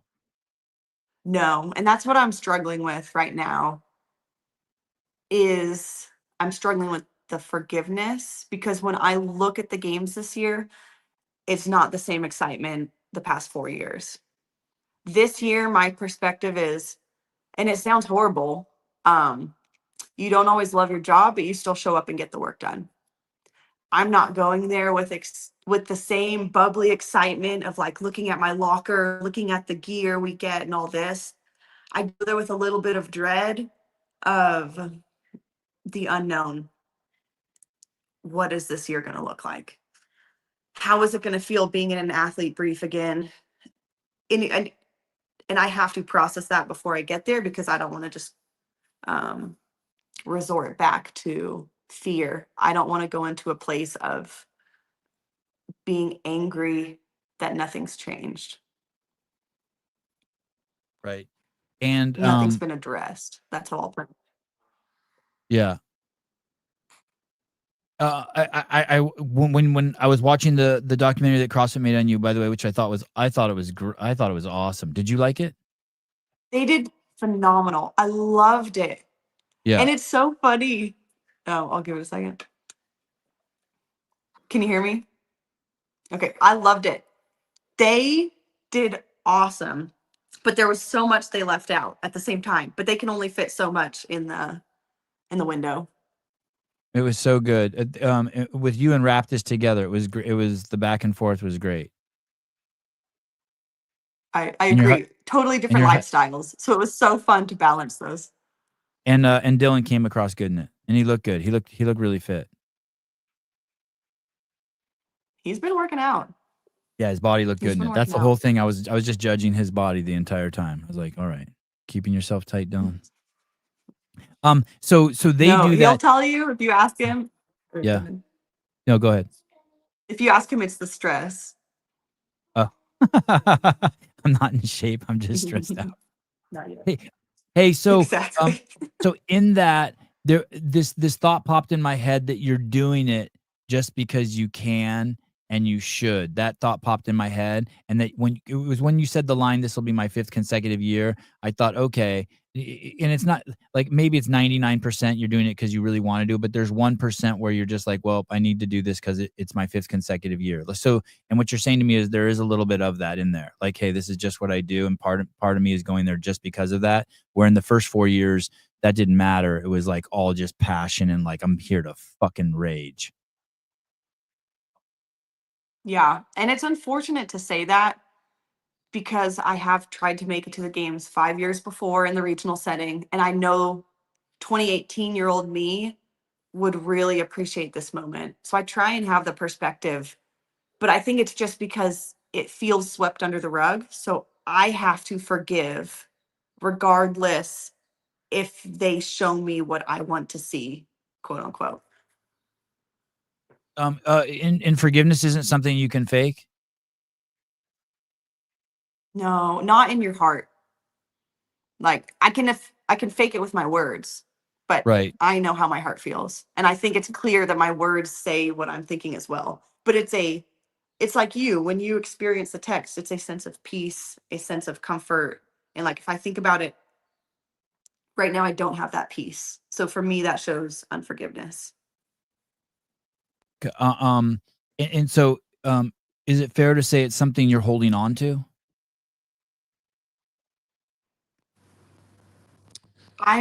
It's something I'm holding on to, yes, because I'm waiting for an external force. Like I'm waiting for that post. I'm waiting for that email.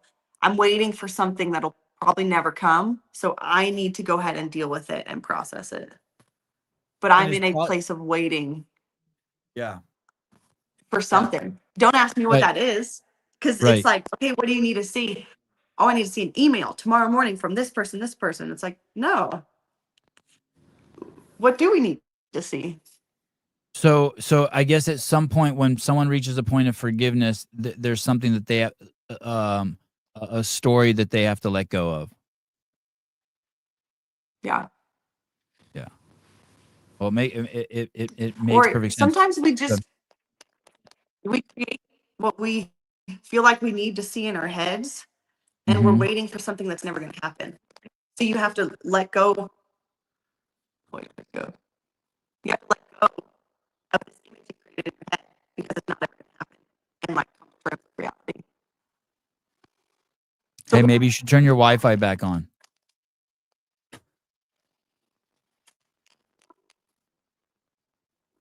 I like it that you do all your podcasts in the exact same spot. I really like that. I know it's what a I'm gonna beautiful get. house. It's a beautiful background. Yeah. Is it bad? Yeah, Dang. yeah, something weird happened. How's Joel? If I asked Joel how you were doing, what do you think he would say about you? About your training? Is it still pretty bad? Yeah, it's crazy. Hey, maybe you should log out and log back in. Something weird happened, like your microphone went underwater or something. Let me get out and log back in. Okay. Yeah, something weird happened with the audio. Kristen Marsden, it was an impossible situation. Lazar swam the route the day before and was a good swimmer. Also, all the other athletes made it. Something crazy happened. Optimus mom. Yeah, she did turn into a little bit into a robot. Optimus Prime. Dylan cut the line working outside. Let's see.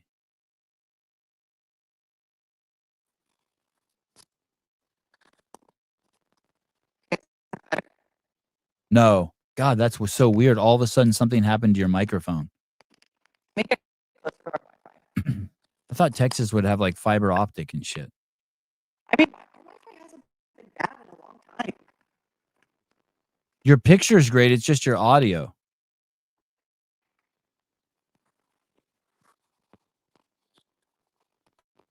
God, my wife would love your house. Your shit is so uncluttered. Any better? Still choppy? Yeah, as long as I can get your audio, it'd be great. Okay, let me try again. 10 out of 10 for Sevi so far. Don't mess it up. Arielle, when will you get your last waxing before the games? How's that? Just to throw a curveball in there. Damn. We'll never know. Oh, here she comes on another line again. That still doesn't sound great. Oh, there we Better? go. Okay. Yeah, now we're in. We're in like Flynn. I don't even care if you're vertical. Okay, cool. I'll just post it by this. I can't believe how clean your house is. Holy cow. Look at your countertops. Honestly, My wife would love I it if the don't- countertops look like that. No, I go to bed and it's vacuumed and wiped down every day. Because in my head, if I wake up to a messy house, I immediately start the day with chaos. So I reset every night so I wake up fresh. Yeah, my wife cleans like a mofo too. And like, it's funny. She's like that too. Every night, everything in the kitchen has to be cleaned and wiped and everything put away. But we have stuff on our counters like cutting boards and like a thing of knives and like a basket of fruit and like, you know what I mean? And like, Yeah. there's just like stuff on there. And it's just like, I'm always bringing, me and the boys are always bringing stuff in from outside or setting it around. And it's just like, it's crazy. I mean, Look that's at your life. island. You have like just a little plant on there. Yeah, we're very minimalist. So the least amount of decorations, the least amount of stuff on the countertop is our style. Like we have one family picture hung in our house and it's not by choice. Oh, like a family, like your mom gave it to you, so you have to hang it? No, I accidentally put a hole in the wall. So Oh. we had to hang something up to cover it. And it just so happened this picture fixed it perfectly. So do you throw stuff away all the time? I feel like I'm throwing stuff Yeah. away all the time. We have like bags going to the Goodwill every day, like clothes and toys, and it's like, Jesus criminy. How is there anything left in our house? I know it's wild, the overconsumption of our culture. Crazy. You were asking about Joelle training before we got off? Yeah. Let me ask you that. If I asked Joelle about did Joelle see a difference in you since you came back from the games? Has he said anything? Like, was he like, oh, like, did he see a broken heart or a muted Arielle? Yeah, he sees a difference in my intentionality. So before, training for the games was very much intentional. This is the stimulus. This is our peak week 3. We taper off here, like very methodical. This year, I have 4 things I do. I move, I groove, I show up, and I improve. That's it. So step 1 is just movement. We show up in the gym, we're doing some type of movement. Move, groove, you showed up, good. Hey, you improved. So I'm just simplifying it to just keep the joy in it. I don't want to make it so intentional to where I get lost in the sauce of I have to peak for the games, I have to train for the games, I have to be 100% at the games. It's like, hey, just do fitness and go to the games. Just do fitness and you'll be just fine. So the peak is not as intentional this year. Interesting. And then also what I heard from you earlier is you're not really sure how you're going to react. Like for you just going there and like being there again is the normally you would be excited, but this year you're not sure how you're going to react. You need to get there before you can start actually processing how you feel. Yes, but I will also say I'm very emotionally stable. So I'm not going to show up and be crying. I'm not going to show up and be angry. I'm not going to show up and be, I'm going to show up and be the normal me that you know. Like I'm not just going to be bawling because like I'm rooted in deeper than the games. It's just like, I don't know how I'm going to feel. Let's find out. Yeah. And what about placement? I think top 10, I don't want to say it's expected but I would be very happy with top 10. Top 5 would be the ultimate goal, but it really just depends on like what workouts they throw at us. Could you do this? Could you be like, this might be a head fuck for you, but bear with me here. Could you do this? Could you be like, I'm lucky enough to have the opportunity to be here. Well, Lazar can't because he passed away, and I'm gonna fucking make every moment count because our lives are so fleeting, and I value this more than ever. Here's the difference in that methodology versus my brain. Yeah. I'm put on this earth for things that are deeper than CrossFit. I'm put on this earth to serve people, to love people. How I place at the 2020, what year is it? 2025 CrossFit Games adds nothing to what I have to offer as a human. I'm not saying this to be confrontational, but I don't think Yeah. you can know that. I don't think you could know the impact you're having on other people through even the most inconsequential acts. No, I agree with that. Do you know what I mean? Like, But you're going to perform there and you might change someone's life who ends up saving the world by them just yeah. witnessing you know what I mean? Your efforts. But my placement, Oh, I right, would say, right, my right, actions would, right. how I carry myself on and off the floor, but my third place I does agree. nothing. Oh, I My agree. 10th Okay, place, I agree there. I misunderstood. Okay. Yeah. All right. No. I've met, and that's where I've tried to reshape this past year for me. Because before it's been very selfish. Like, hey, I'm great. I got third place. Hey, I'm great. All this. This past year has been, okay, we get it. You've been to the games. Yes. Now, how can I give back to the community? Ask for a piece of chocolate. Your mom's busy. She'll say yes to anything. Whatever. How can I tangibly give back to the community? And so I feel like I've done that a little bit. So now my charge is like, how do I give back to them who are showing up for me? So what I've done this past year tangibly is my love for competing started at local competitions in my hometown. So now I'm sponsoring moms to compete at local competitions in their hometown who might not have ever competed. So like, hey, if you reach out to me and you wear the Pretty Strong for a Mom tee while you're competing, I'll pay your entry fee. So I've probably sponsored 15 different mom teams just to show up and compete at their local CrossFit competition. Oh, how fun. It's so fun. So I'm like, that's the small way I can give back to people. Be like, hey, I find joy in this. You go find joy. Because when's the last time anybody's ever bought anything for a mom? Like, we're always buying crap for our kids, for this, for our husband. It's like, no, hey, you don't have to pay $300 for your entry fee. I got you. Yeah. That's how much it costs for a team to enter a competition? Dude, you know whose competition was the most expensive that I sponsored? Whose? J.R. Howell's competition for his Crash Crucible. Is that what it's called? Yeah. Crescendo? It was like close to Crescendo. 600. Yeah, close to $600 for that competition to sign up for it. For 4 people. Or it's either 4 or 2. I heard that he gives personal back rubs at registration. I couldn't tell you, but I know the moms had a blast, so it was worth it. Wow, damn, JR. Hey, I saw this. This is totally off subject. I saw this on your Instagram, and I was tripping. I always forget Texas is like this. So, have you been to California? Yes, twice.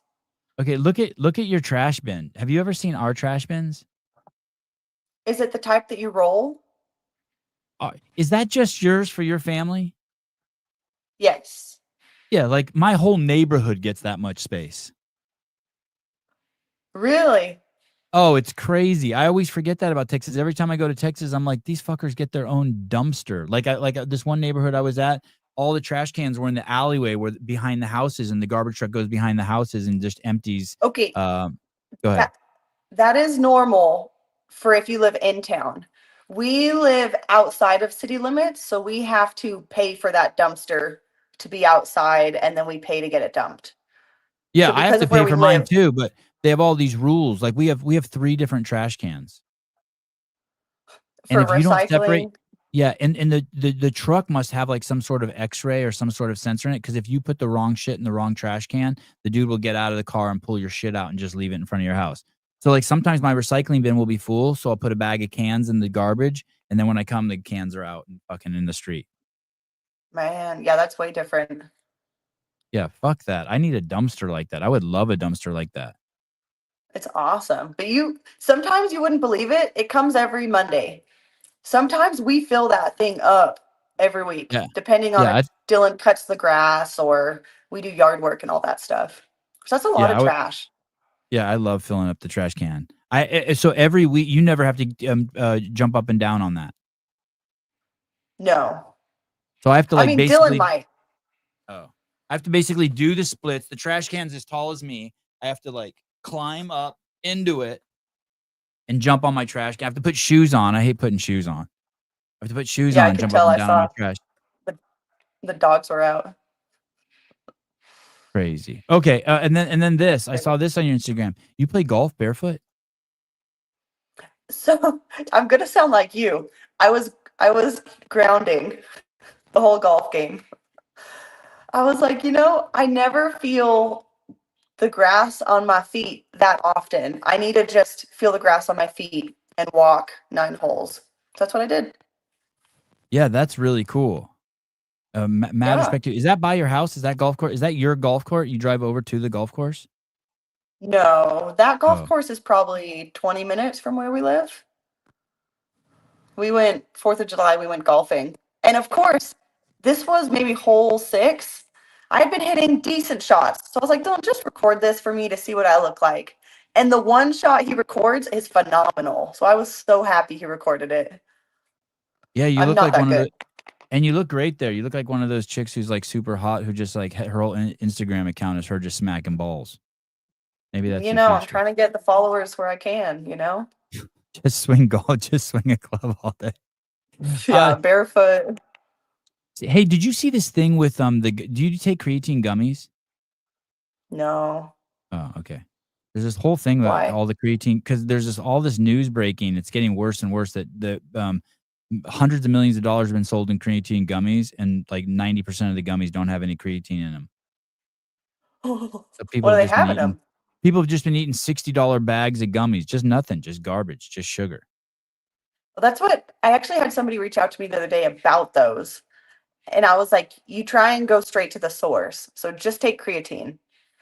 Yeah. You don't need it flavored and gummied and I'm like, here's what you do. You take a shot glass, you do a scoop of creatine in it, a little bit of water, stir it up, take it. So he was like, okay, so you want me to take a shot a day? Heard. And I'm like, no, creatine. Hey, how much creatine do you take? 1 scoop. So whatever that is that like 5 milligrams maybe? That's it? That's all you take? Yeah. Should I take more? I don't know. People are taking like 20 now. I took 5 grams before I went to bed last night just because I'm cool. Really? I'll be honest. Or I am milligrams. not a supplement person at all. So I would rather not take anything of anything, but I know creatine is really good for you. Well, that's good. You're not a supplement person. It's probably nonsense. Steve Pash, Arielle, what was your thought process behind taking inspiration from Dylan Pettis' Instagram video? Pretty clearly stole his content. Who the fuck is Dylan Pettis? Oh yeah, dude, I got in trouble. So sometimes my ideas are not 100% original. You're So not I allowed to saw, take other people's ideas from Instagram? I know, but my problem that I did wrong, so sometimes I'll take them and I'll put my own creative spin on it, so it's not like exactly copying the paper. Dude, I straight up was like, man, I'm lazy. This is a great post. I'm just gonna wear a different outfit, say the same thing he did, and post it. And like, it's being lazy, and it's Why? stealing. What's wrong So with that? What? It is? see, I guess it is. To me, I'm like, man, it's social media. Don't take this stuff too seriously. Who cares? But the way people told me was like, this was his own creative idea that I stole. So I admitted it. I totally did steal it, and I sent him a message, and I What was the video? apologized. What was the video? What did you do? He did a snatch, and then as he's holding the snatch, like in the hip crease position, he Yeah. edited his face over it, talking, saying like, "Hey, before I do the snatch, don't judge me. I don't work a 9 to 5. Don't believe everything you see on social media. This is why I'm great at weightlifting." And then he finishes the snatch and unedits it. So it's a great video, which is why I copied it. But his followers came after me big time. They were like, "How dare you steal this? How dare you steal his creative idea?" And I was like, "You're right, I did steal it. I didn't realize social media was proprietary. I've had people steal my content and I don't do anything about it because I don't care. But some people do care. So I had to respect that."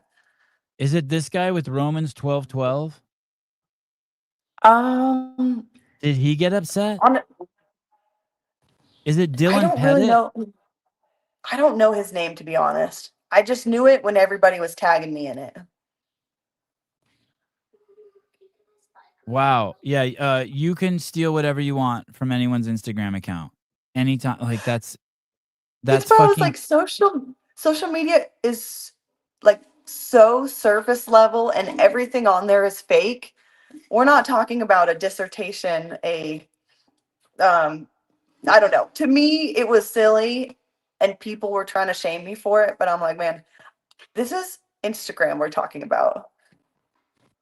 Oh, someone's saying it's Dylan Cooper. Did he get upset? Did that guy get upset?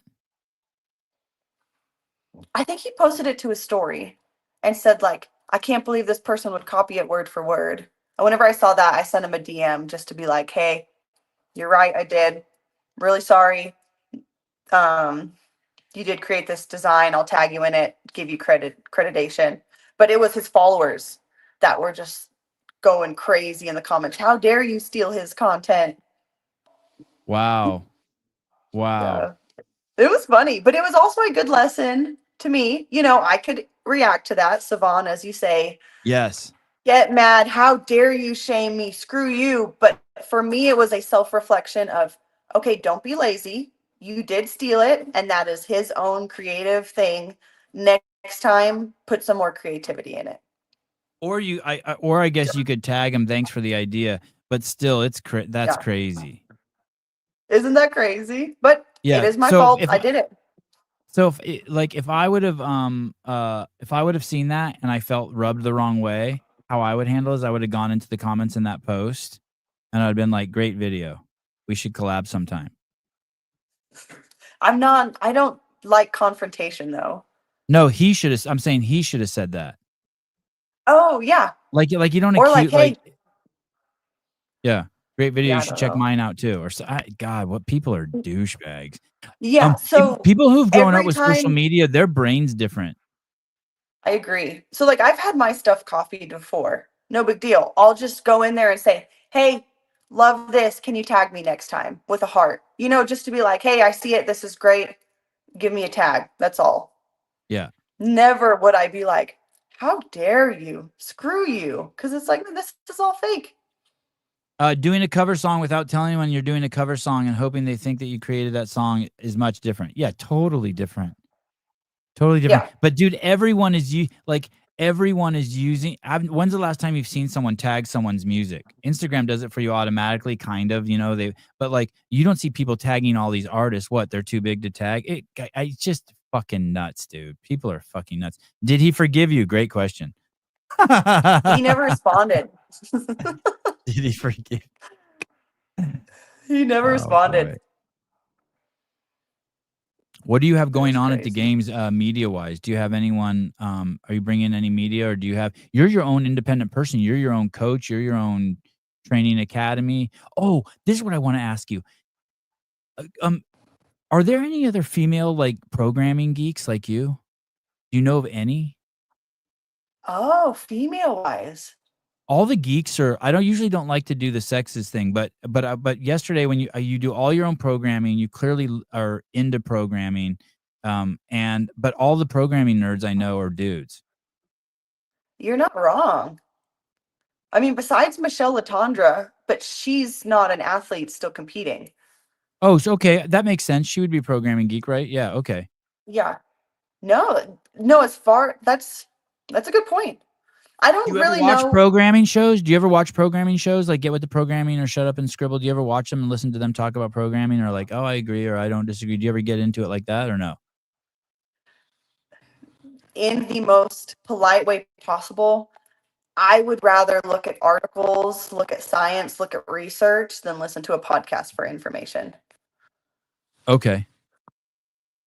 Okay. So like the only person's Because you programming think they're better because you think that's a better source or because you take in the information like you think it's a better source. Okay.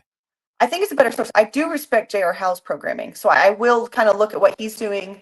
And if he posts a workout, I'll be like, hey, what's the stimulus of this? And he'll break it down and tell me. But as far as I would rather look at research not in the CrossFit space because I feel like it's greater studied because our sport is so new and I don't feel like we've quite, well, I mean, Tia's perfected it, Matt perfected it, but I don't feel like there's enough research in the CrossFit space yet. Okay, fair enough. Miranda, sure, okay. Miranda Alcaraz, yeah, probably a programming nerd. Oh, no, Jeff's fiance. Jeff Adler's Caroline. Oh, Carolyn, yep, Lambre, yep, okay. Yeah. So there's a few, but it is male dominated. But I program my own cardio stuff. I do have a strength coach. His name's Brian Rideout. So I don't do everything. Brian Rideout, Rideout. Ridout. And he's actually the guy who created, did you see the Rogue barbell they made me? Oh, yes. Yes. Yeah. He created that barbell in his backyard. He like cut up a barbell, welded it together. I shipped it off to Rogue. Rogue made me a beautiful not that his was janky, but like it's perfected Rogue It was barbell. machine made, yeah. It was machine made, yeah. So he created that barbell and then just creates my strength stuff, and he's phenomenal. Do they sell that barbell now? No, a few people have reached out to him about it. I don't know if they're planning on selling it. So that was an extremely nice gesture if they just made that specifically for me. So I'm really thankful. But also I'm like, this barbell's amazing. I want everyone to get their hands on it and feel it and try it. I'm excited about it because it's a good product. Yeah. But I do have YouTube videos out that break down my strength programming. And in the first one I did, which was called my pool day, I have clips of Brian Rideout in there. So he was the first coach I ever went to and had as a coach. And he owned the very first affiliate I'd ever went to. So I have old videos of like 2014 Arielle, 2013 Arielle in there. Holy shit, you've been busy. You have 161 videos. I've been working. What sucks, it's the one where I'm deadlifting. I uploaded that like 2 weeks ago and then accidentally deleted it. So now the views are like starting. I'm going to take y'all for a Go to like 3/4 of the way in. Don't you hate that when you or like sometimes you have to pull down the video something and you lose all the views? I hate that. Oh my gosh. Okay, yeah, maybe go back a little bit more. But yeah, I've been starting to upload and edit my own YouTube videos. So that's a new thing I've learned. Too far back. Oh, there he is. There he is. I showed a picture of him. Oh, right that's him. Oh, okay. Okay. So he owns the very first affiliate I ever went to. And then I showed old videos of me working out with him judging me because they were open videos. But he actually lives less than a mile from my house, from our house. Does it concern you that your competitors might be watching your videos, or do you not care? Like, I don't care. Gleaning shit off you? They can all they want. I actually post my cardio programming I make on my social media. If you subscribe and follow my account. Yes. And do you know who's subscribed to my cardio pieces that I post? Taylor. Nope, big time. She's a female. Emily. Danielle Brandon. Oh, wow. So she's seeing what I'm posting, like, hey, this is what I did today for a workout every day. She pays me $5 a month for that. That's my biggest flex in life. Oh, that's awesome. Well, and that's smart. I It was mean, that's cool. smart. That's smart of her. Yeah, it is smart of her. And like she could Yeah. easily copy what I'm doing, Yeah. but I don't think I'm doing anything proprietary. It's just, hey, this is what works for me. Do the Yeah. workouts if you want to. Yeah. Hey, I'm impressed she does that. That shows like humility but like doing her due diligence.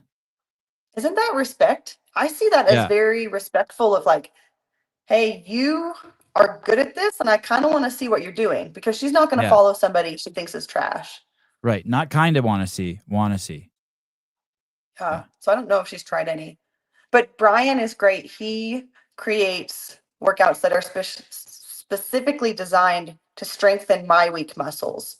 So while you might copy them, they might not be what you need to strengthen and be at your best. If that makes sense. Yeah. Hey, when you go to these places and there's teams, so like at jiu-jitsu tournaments, sometimes people will show up like with a team of like 30 people, like big teams. And so there's always this thought that those athletes have more support, or that they're somehow it's better for them. Do you ever feel like that you're a lone wolf and you wish you had a bigger team, like you belong to a camp with like, there's 60 athletes there? No, I don't need that at all. And one thing I actually really respect about Brian, my strength guy, because I asked him, I was like, hey, do you want to go to the games? I can get you tickets if you want to show up, if you want to do this, you want to do that, if you want to come and watch me do stuff in the gym while I'm doing your strength stuff. And his response was, you don't need another cheerleader. He said, do the work.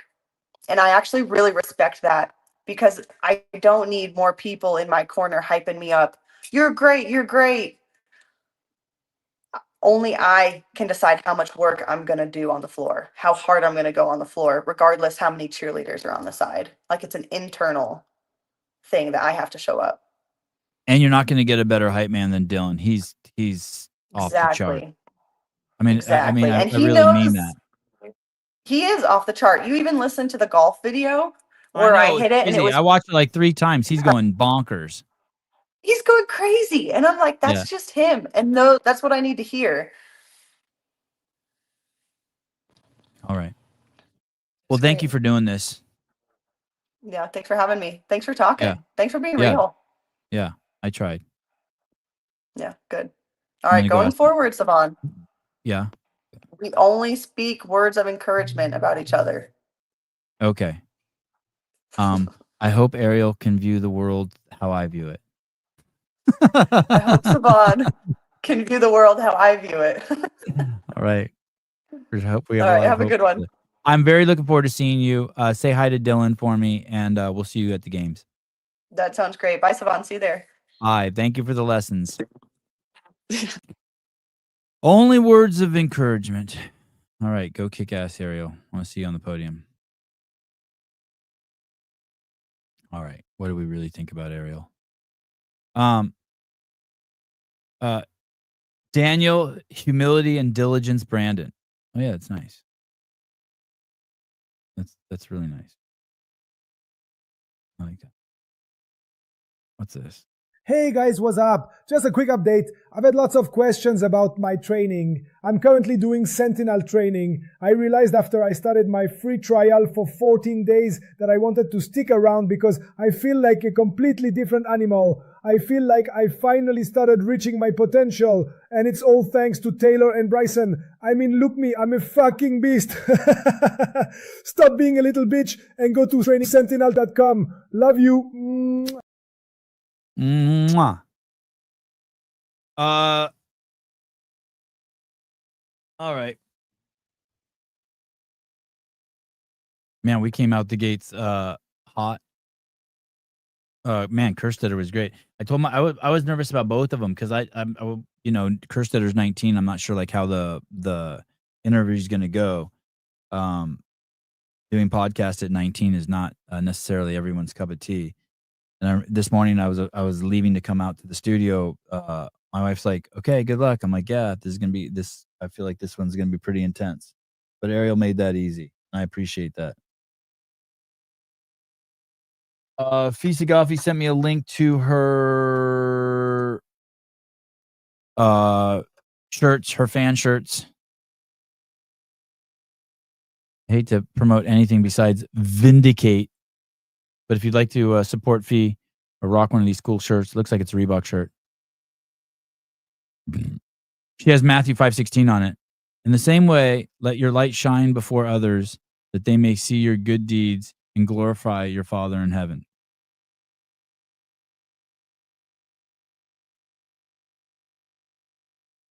Don't forget, he who shines his own light dims its brightness. Okay. Hello, cousin. Hello. Pedro's killing it with the Sentinel ads. You too can be represented by Pedro White and Matt Souza. I don't know what the name of their company is, but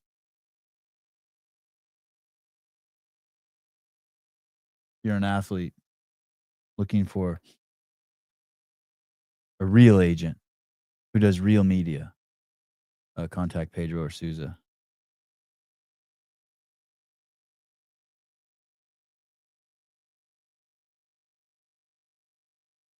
I know, but they can't fathom that, Haley. I know.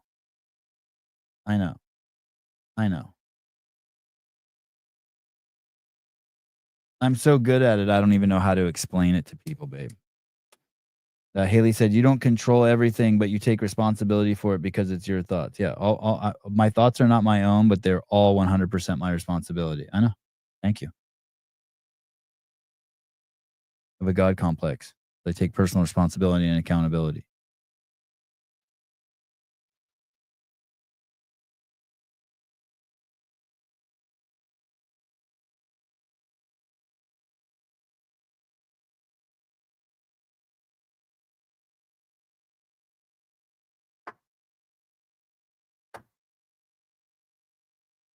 My wife writes me the coolest shit. Oh. This. CrossFit Canada. That's the kind of thing, by the way, that if I would have known about that, like if someone would have like, if like, I don't know, if I'm just trying to think of someone, if Colton made something and someone accused him of copying it and their fans came after them, I would do a rally cry and we'd go over and just completely fucking bird shit all over their fucking Instagram account. Like, what a fucking idiot coming after Arielle Loewen for copying your fucking post. Like, shut the fuck up. That's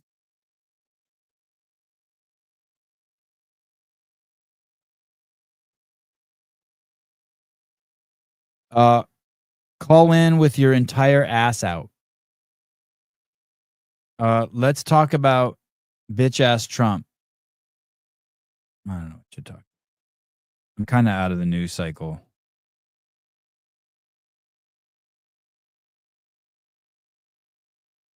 How would you rate the Arielle discussion? I'd give her a 10, and I would give myself 6, 7. I see a 7, 7.3. I see a 7.3. I close my eyes and I see Taylor's anus, and coming out of the dark spot, I see a 7.3. 7.3. No, I don't know. 6.3. Yeah, 6.8 is fair. Yeah, not great. But the importance of it was a 15. Like in my personal life, it was a 7.5 at best. Wow, and usually, that means it was actually a 2 because Joseph's usually pretty free and wild with the 10s and 15s. She did great. Other than the internet, it was kind of like a first date. You know what I mean? It was kind of like, so the news cycle is just sad with all the deaths from the flood. Oh, the Texas thing, yeah.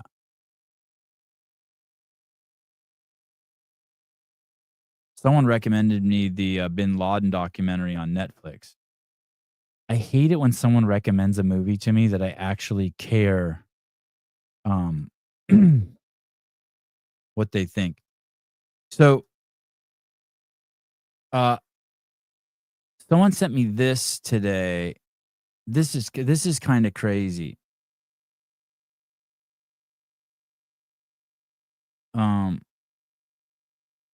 Happened over the something couple of weekends, particularly in Europe. Where are the women in leadership positions? I'm starting to get sick to death of seeing the same men in these positions and no opportunities given to females. Why is this? Let me see if I can. I guess this chick hates man. I don't know what. Let me see what the fuck is going on here.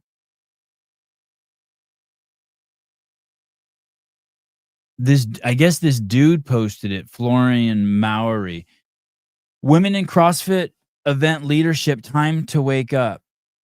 Oh, see there. I mean, at least this is. Here's the deal. And just give you constructive criticism before I completely come unhinged. And I'm about to party hard here. I'm about to go hard. But before I go hard, I want to say some things that are very civil and constructive. Women in CrossFit leadership, time to wake up. Totally fine. Like, if you want to address women, totally fine. But juxtaposed to it, the screenshot says, I'm starting to get sick to death of seeing the same men in these positions.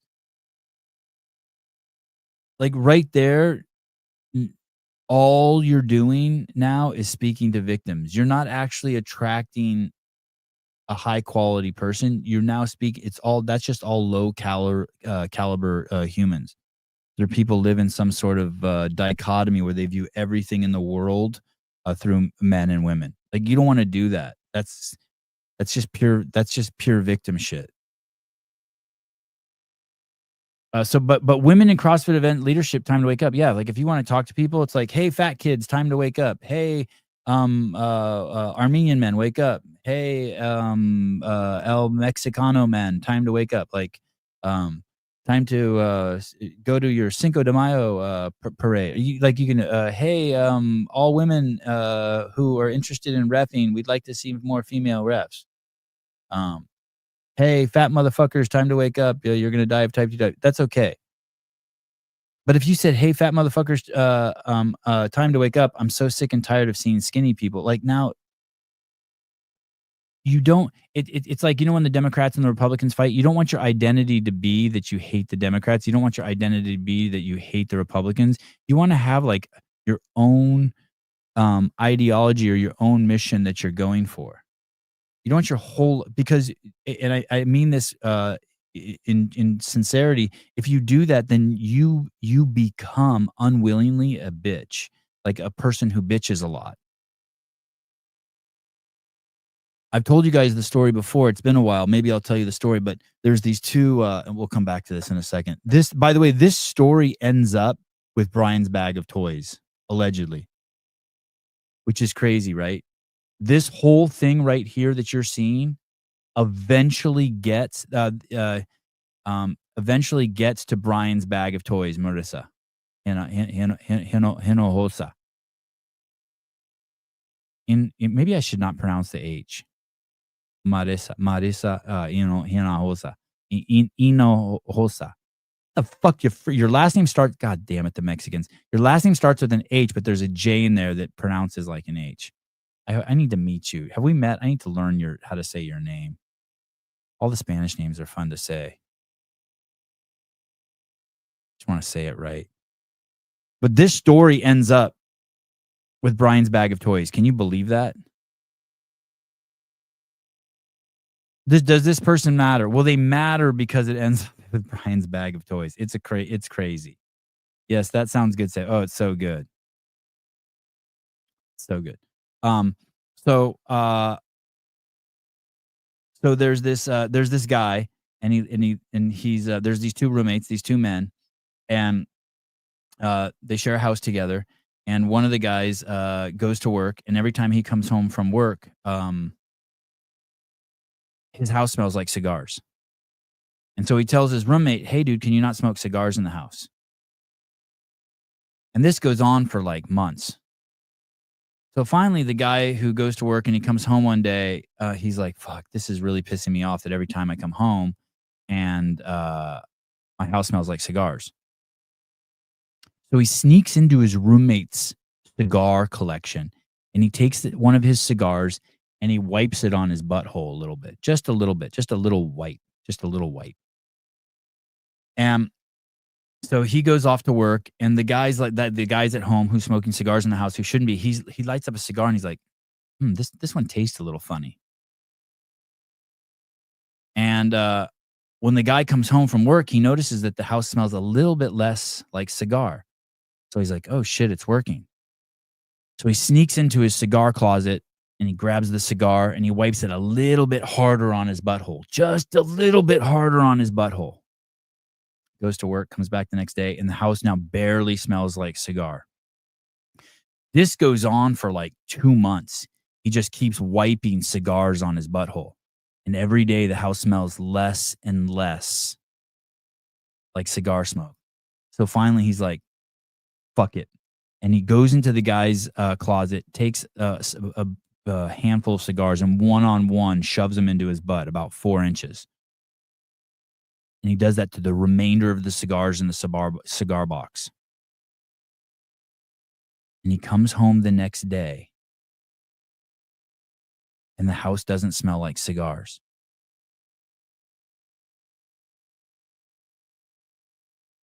A couple days pass, house still doesn't smell like cigars, but the guy who was sticking the cigars in his butt has picked up a new hobby. He's gone out and bought himself a box of cigars that he now shoves one in his ass every single day. Because it's just a habit he's picked up.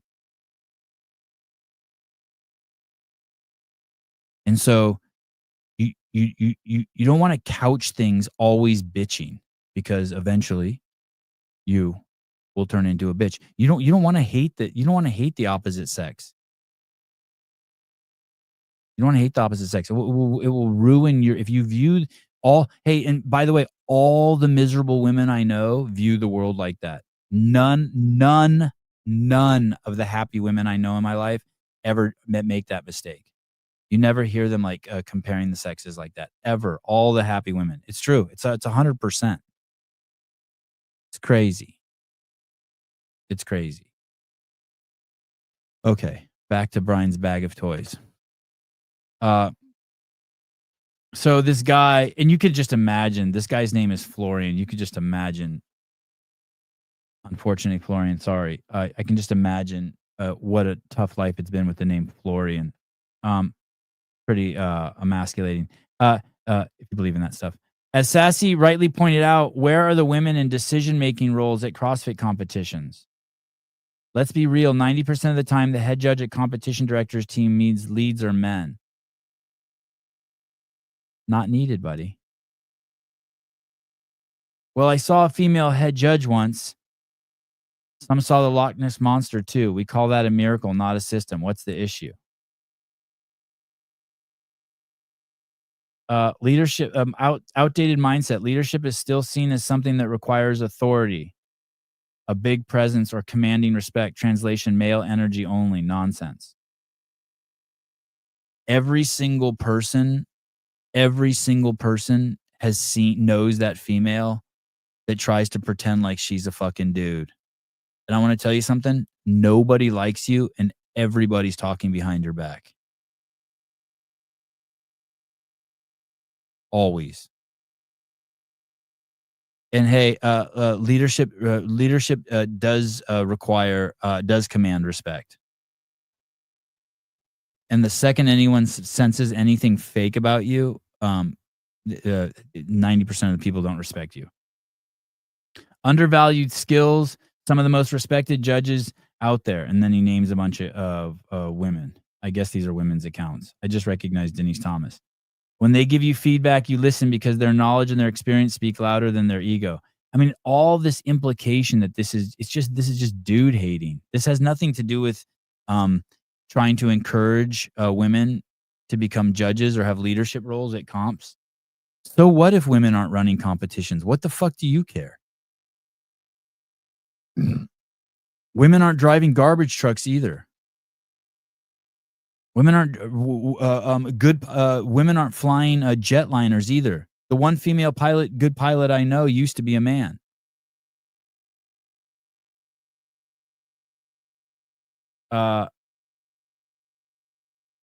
Rotation schedule, scoring teams, shepherd roles, important jobs.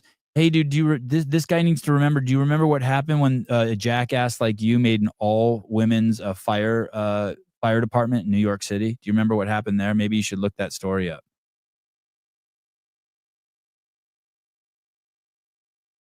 No one has a problem with women being the only ones having babies, except for mentally ill men. No one has a problem with all the garbage truck drivers being men. Also, no one has a problem if a woman tries to do it. You're making an issue that it's not even a fucking issue. If you want there to be more women in leadership positions, start a fucking competition and try to find some strong women and then promote them to those positions.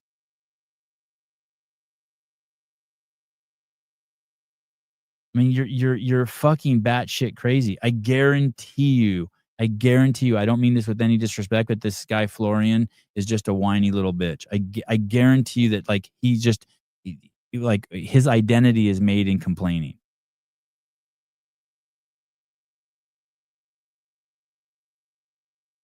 Now, if you go back to this, the story behind the irony here is that, and I don't know if this is true. This is just allegedly. I think this is her here. The story is that I think that's her in the center. I don't know. I don't recognize her from her. I think this is her on the. Oh, here we go. Maybe this is the best picture of her. That's a picture of her head. The story is, I don't know. I should tell this story. I think that's her in the center. You guys want to hear the story? Listen, good on you for good on you for being a judge and finding your happiness. What are you going to do when you find out that 90% of the women who become judges or running events don't really want to do it? They just wanted to do something that men do. You want to hear the story, David, about Brian's bag of toys and this young lady, allegedly?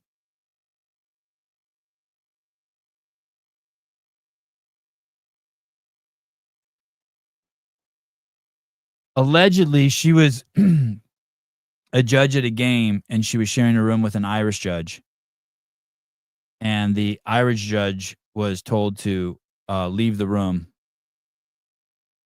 so that allegedly this young lady could have some alone time with Brian and the bag of toys. And that when the Irish judge came back to the room smelled absolutely horrible, allegedly. That's the I've heard it now from I've heard it now like 5 different times, the story. So that's the I love Brian's toys, and I want I hate men. And I mean, you probably hate men because you had to deal with one that has a bag of toys. Yeah, like ass. I heard just the room smelled vile. Sevon, pull up Brian's post. What's his account? What do I type in for his account? Brian, is it just Brian Friend? What's his Brian? Brian Friend Fitness. This account here.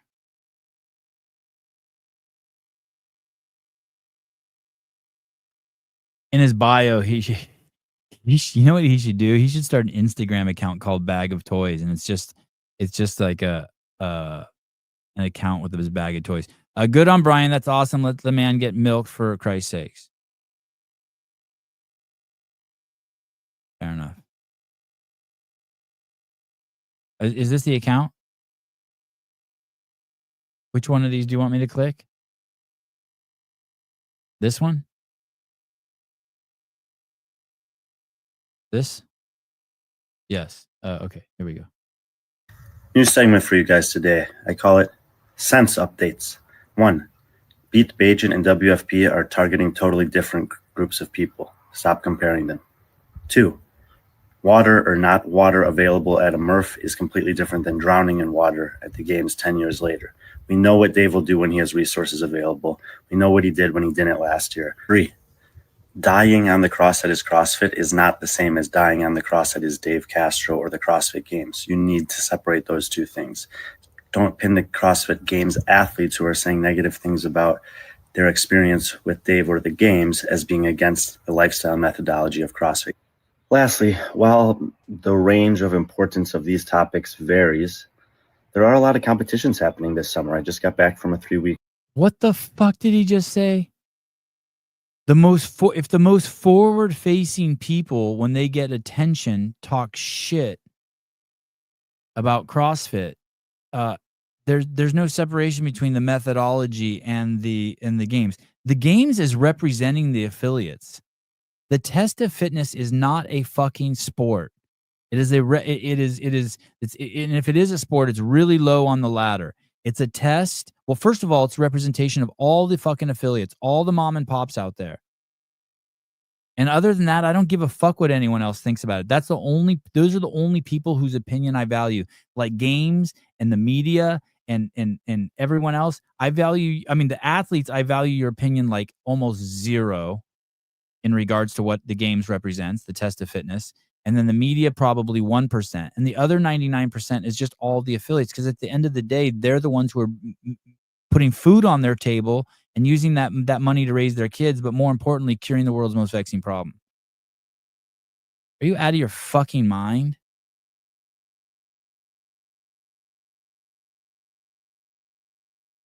Holy fuck, Brian. And listen, and the only way the games is going to grow is if those affiliates get their affiliate members to sign up for the open. And so the athletes that are smart will be just kissing the affiliates' asses. Like that should be the PFAA, their whole thing should be like, hey, to become a member, you have to sign up 200 people every year for the open under your name.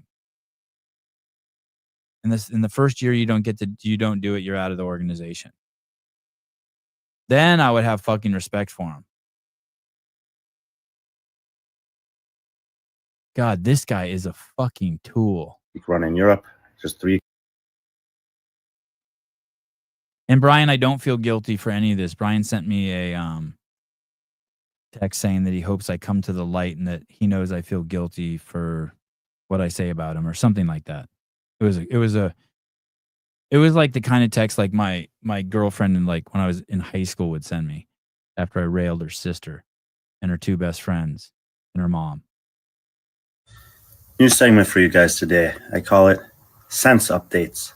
1. Beat Bajan and WFP are targeting totally different groups of people.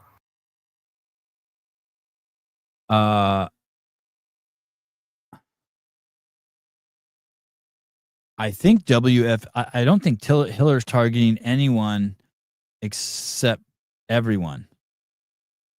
So I don't think Hiller's donating the money to an affiliate, and I think it's just something fun he wanted to do. And Hiller's always the most encouraging person if you're friends with Hiller to get other people to do workouts. So if I'm like, hey, I back squatted he'll say to me, hey, you should try to back squat 205. I'll be like, okay. And then I'll call him back and be like, I did it. And he'll be like, send me the video. Or he'll be like, hey, you should try this workout. Or he's the most encouraging ever. When he was at my house, it was just like, hey, dude, let's work out. Let's do something.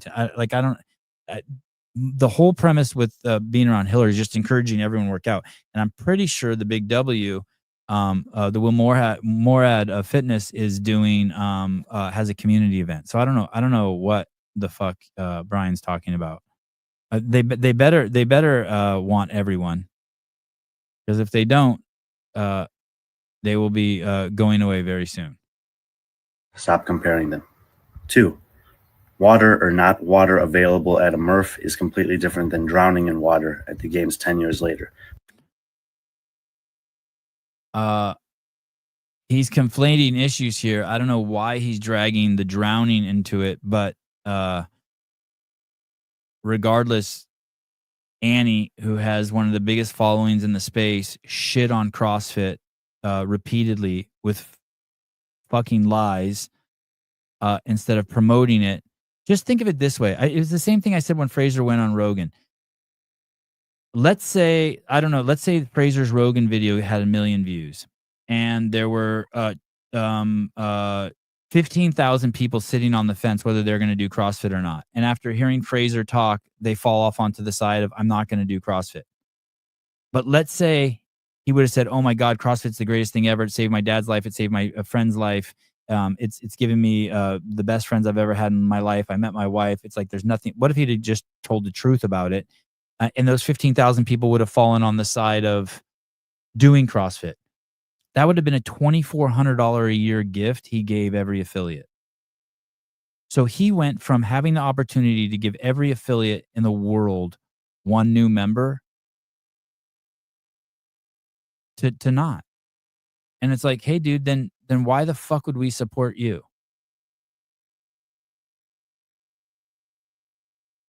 Yeah, Brian's a dick. We know what Dave will do when he has resources available.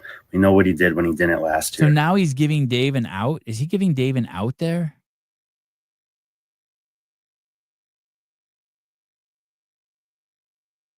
Three, dying on the cross that is CrossFit is not the same as dying on the cross that is Dave Castro or the CrossFit Games. You need to separate those two things. I don't even know what he said. Dying on the cross? Is he talking about Jesus? I don't even know what he's talking about. Don't pin the CrossFit Games athletes who are saying negative things about their experience with Dave or the games as being against. Hey, listen, your negative experiences at the games should be commensurate to the positive experiences at the games. If your fucking whole entire fucking life is CrossFit like Annie's and you have 1,000 members that pay fucking $2,000 a year, so your gym's making $2 million a year and you're shitting on it, you're a fucking douchebag. You're a fucking professional complainer. Like, how about say 1,000 nice things and then one negative thing? 1,000 nice things, one negative thing. Keep a little tally, little clicker. Like this, little clicker. The lifestyle methodology of CrossFit. Lastly, while the range of importance of these topics varies, there are a lot of competitions happening this summer. Oh, please. What he meant to say is there's a lot of affiliates out there that are doing the most important work on planet Earth.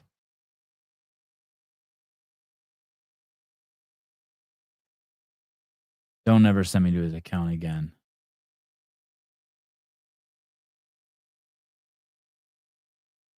Fucking annoying.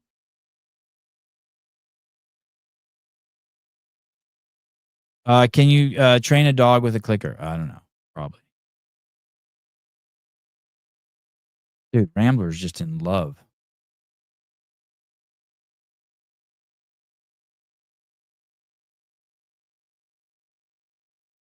All right.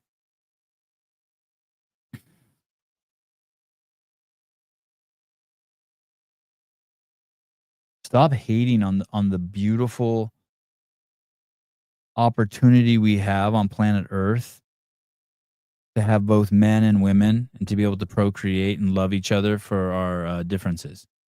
Stop doing that. It's cool. I'm glad women are different. I'm glad we're not equal. That's the fucking best part. If I wanted equal, I'd fucking rob a bank and go to prison. Then we could all be equal.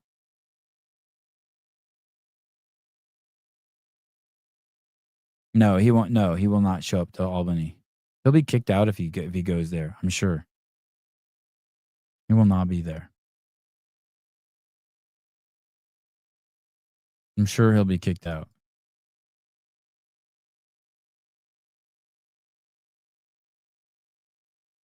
Captain Jack and Coke. Can you explain what you heard happen with Underdog and Danielle? You mentioned it in a little bit with Fee. No.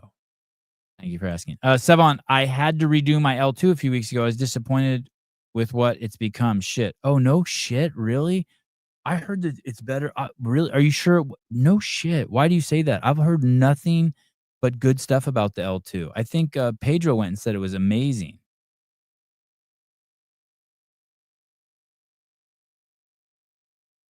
Yeah, I don't know what happened. You're right. Brian suddenly turned angry. He used to be a cool dude. God, he was so cool. When you go back and watch the old shows we did, he was so fucking cool. He didn't take himself too seriously. He had a good sense of humor. And people started noticing it before me. Significantly before me, like 6 months to a year. They said hey, dude, he's a condescending douche. I'm like, what are you talking about? I don't even see it.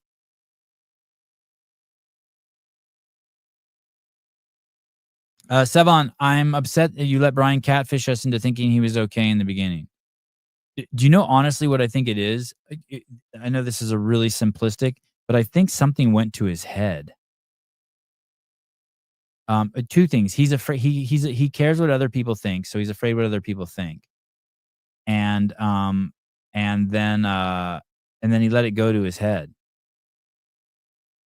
And he always had this story, I need money to live on. I need money to live on. And like, he just didn't have the faith that, hey man, everything is going to work out. He definitely does not have that element. He needs to work on that. His life would be so much better if he just stop trying to control so many things. If you're around him, he's great. Like at events, the reason why events don't like him there, because every event he goes to, we end up hearing a story like he jumped over the fence, or he yelled at a judge, or he tried to boss someone around. Like he doesn't and he's aware of this. He's just got he's got a temper. He's got temperament issues and conveying. That's why him and I got along so well too, because I can take people conveying to me things in a very straight way and it not like affecting me at all. It's so hard to like personally offend me. It's so fucking hard. And so I'm like numb to it. I'm oblivious to it. And so a combination of, because he got like, 6,000 Instagram followers and and then his own and he has incredible knowledge and wisdom and insight into what he's into the space, and he started taking it too seriously, and he wanted things done his way or the highway, and his ability to communicate was just horrible to most people. And yeah, he fucked himself. I to be honest with you, I think he goes through moments of lucidity where he becomes aware of that too. Like there's other times where he's just like in the blame game. Like if I read you the text he sent me, you'd be like, holy shit, this fucking dude takes, it's almost like he was drunk when he sent it. It's like he takes no accountability and responsibility, but he knows. I know I know a dozen people who've explained to him what his issues are, and he knows. He always says the same thing. I'm sorry, I'm glad we talked. He has this like interesting way of like processing it. Yeah, consistent, not interesting, consistent way of processing. Always the same. You think you're getting to him, but you're not.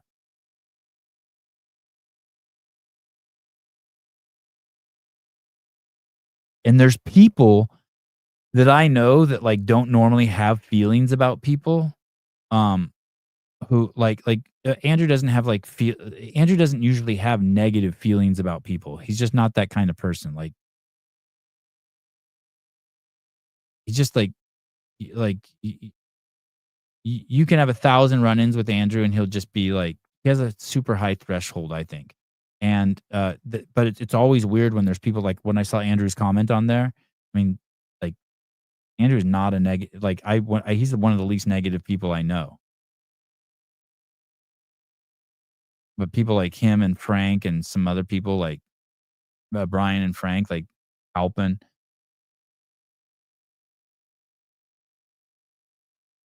like they've just earned that from him. Wow, that's a crazy shirt, Travis. That's sick. That is so sick. The Biomax might have to be bigger since she's footing the bill. You know what I mean? Since Sarah's footing the bill. Hey, Travis, maybe Biomax could be bigger and you could get rid of CEO and just use the logo of the sitting Sevon, the sitting Buddha Sevon, the God Complex Sevon. Oh, yeah, that's the God Complex Sevon, the GCS. You could put the GCS graphic and Biomax and just make them bigger and just take out CEO, because it says Sevon Podcast on the front. God, that shirt is insane, dude. That's a badass shirt. Wow. By the way, I am telling you, if you don't have a Jesus shirt, you're crazy. This shirt is so awesome. Let me see if I can find it. Partners. Yeah, you got to get this. You got to get this Jesus shirt. This is the best shirt. You will love this shirt.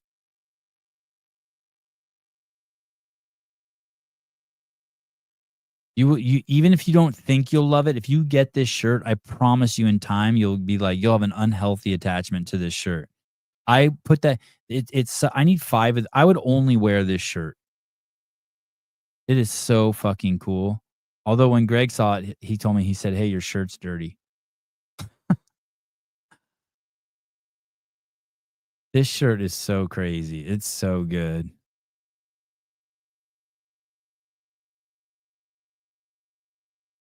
I don't know why I can't zoom in on it.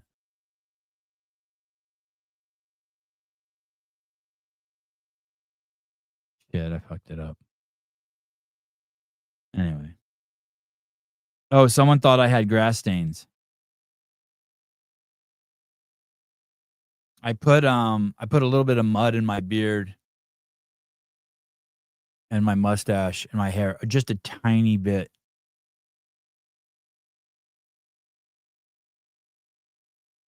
Today. Was just kind of testing it out. I haven't put product in my hair since NorCal.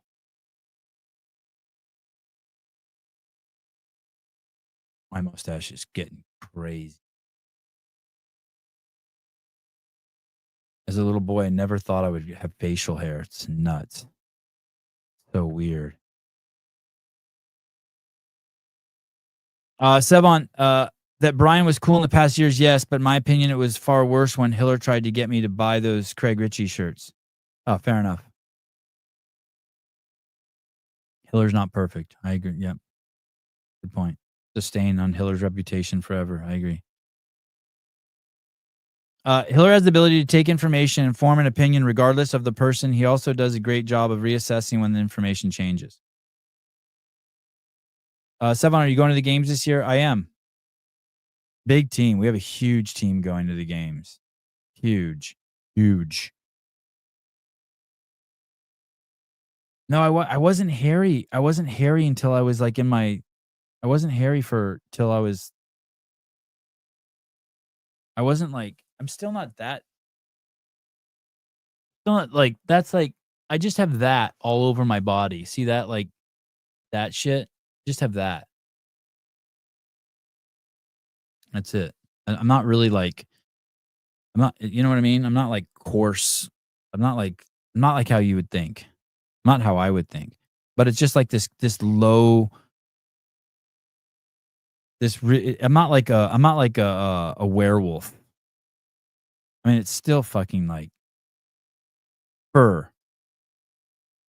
Yeah, holy shit. Look at you. Jesus Christ.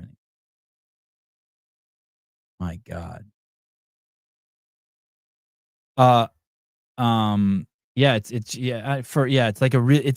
like angel hair on me. I'm gonna go with angel hair.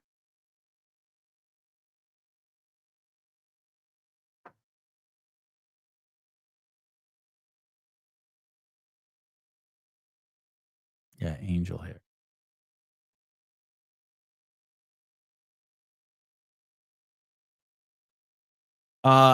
We have some probably a lot of you guys didn't notice this, but this is going to be quite the scandal. This is Dave Castro was caught masturbating online. This is kind of breaking news. It's hard for me to report this since he is a dear friend, but I don't judge him for it.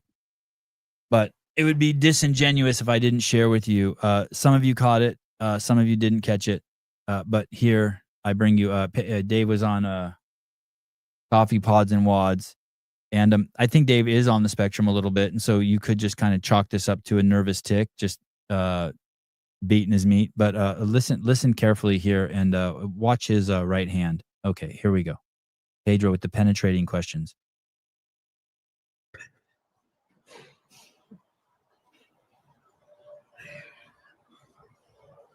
Let me think.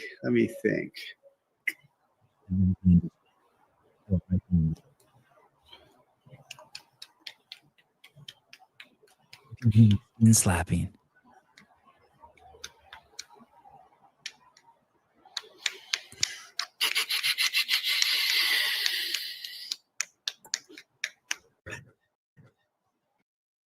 Pedro just asked him, did you ever want to quit? The question was, it's too bad I don't have it in there. I apologize. He said, do you want to quit? Did you ever want to quit in the last year since the Lazar Jukic crime? I mean, death.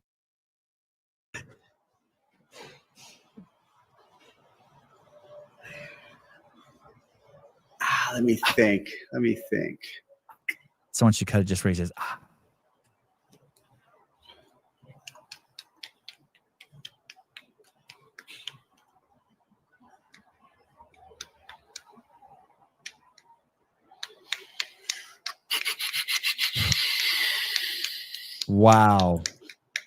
Wow. Anyway, you know, I don't. In going back to what I was speaking with Arielle, I don't need to forgive him for that because I don't have any I don't have any resentment or anger towards him for beating off online. It sucks a little bit that he did it on Pedro's podcast. That would have been fucking huge on my show. Pool boy, Mr. Chang, Dave does it like how I do it with no lotion. I like it dry personally myself. The friction creates more burn, kind of like a spicy margarita. Sure, it hurts a bit, but I like good hurt sometimes. I blister. Oh yeah, I have my foreskin, so I don't need lotion. I'm an intact male, but I do that when I would scratch my feet. Sometimes it's like so nice. You just scratch them till they start bleeding. So,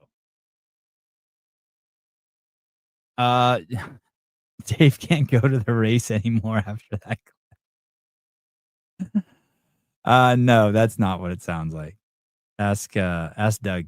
No, that's not. If it sounds like that, you're probably the balls are getting banged around. That's not good. So you don't want the ball. Cassandra, should you really be using a term like D's nuts? My God, you're hip.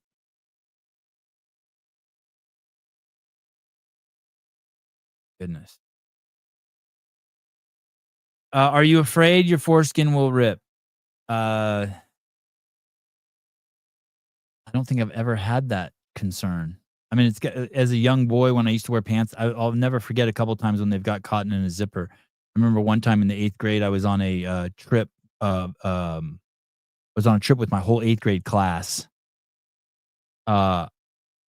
And it was a trip to the coast. We were looking at elephant seals. It was for a biology class. It was like a 2-hour drive there in the bus with the whole fucking 8th grade class.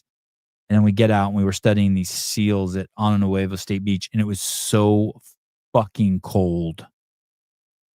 And I was wearing these pants that had a zipper. They were probably corduroy. I think my mom got me corduroy pants. And my hands were so cold and numb, I could barely lower my zipper. And then when I pulled my zipper up, it fucking got some of my foreskin. And I couldn't fucking unzip it off. And I had to ask someone for help. It was fucking nuts. Thanks for reminding me of that story. Fuck, that was crazy. How the head did you get the zipper all the way to the top? We got a bleeder. It didn't. No, I don't think it bled. Probably should have bled. I don't know. I don't remember seeing any blood. I don't ever remember seeing any blood on my penis, unless Aunt Flo's in town. I don't give a shit about that either. How much foreskin do you? That's personal. How much foreskin do you have? What kind of man do you think I am? Yes, it was the nuts. Oh, you think it was the nuts I zipped up? No, because I've never zipped up no, it wasn't my nuts. It was the foreskin. I mean, I know, like, you know, like when you get pinched, you know where you're being pinched. I know, like, I knew where it was.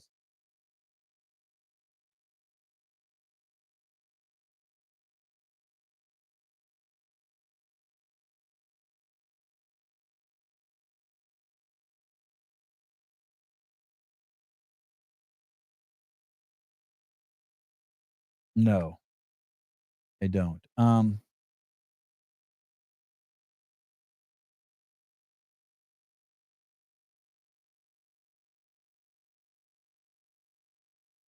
Boy, text messages are just pouring in.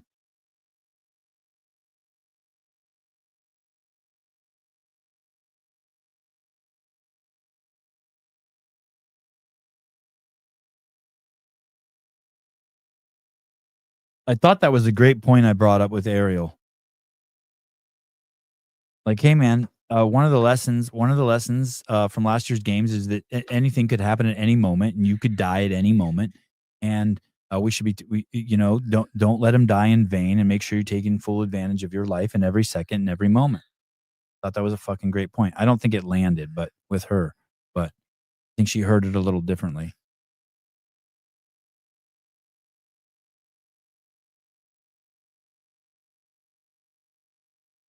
Yeah, Sevon has enough foreskin to use as a swim cap.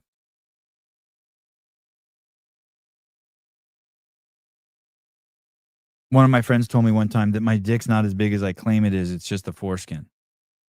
Wally was looking at my dick. I was like, you're out of your fucking mind.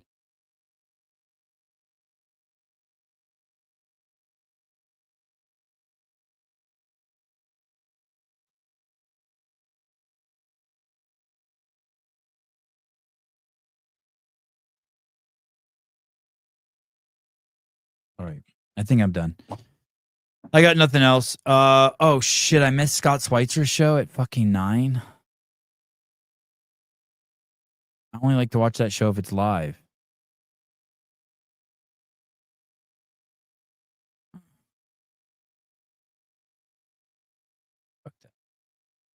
Okay, tomorrow, the Gooch is coming on. That's gonna be crazy. I'm gonna ask him all the intimate details about, like, what was it like when you touched her boob, or like, is she a good kisser, or like, does she want you to take control, or did she take control? I'm guessing that Danielle needs a man who really takes a shitload of fucking control, because she's so in control of her life. She's just fucking tired of that. And we'll get into all the nuances. We get all the details, like it's two, like, 10th grade boys talking about the first time they took a bra off a girl. So I think it'll be good. Kind of thing someone could beat off to if they had strong visualization capabilities. Jenna Hawkes shared Taylor's post.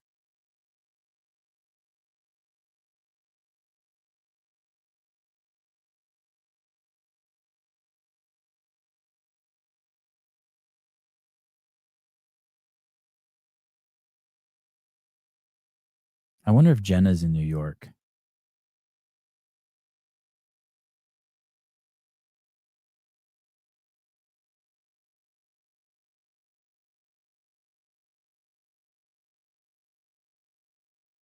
Oh shit, she did share Taylor's post. Wow. See, all the people are coming together. Me, Arielle, Fee. Everyone's like, it's just one big happy.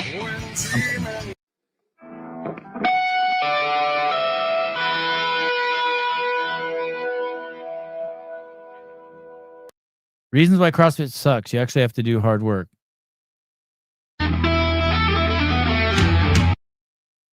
God, I love Taylor. No New York sighting for Jenna? All right. Come on, Jenna. Make a post from New York. Help us out. I'm in New York. Sale is imminent.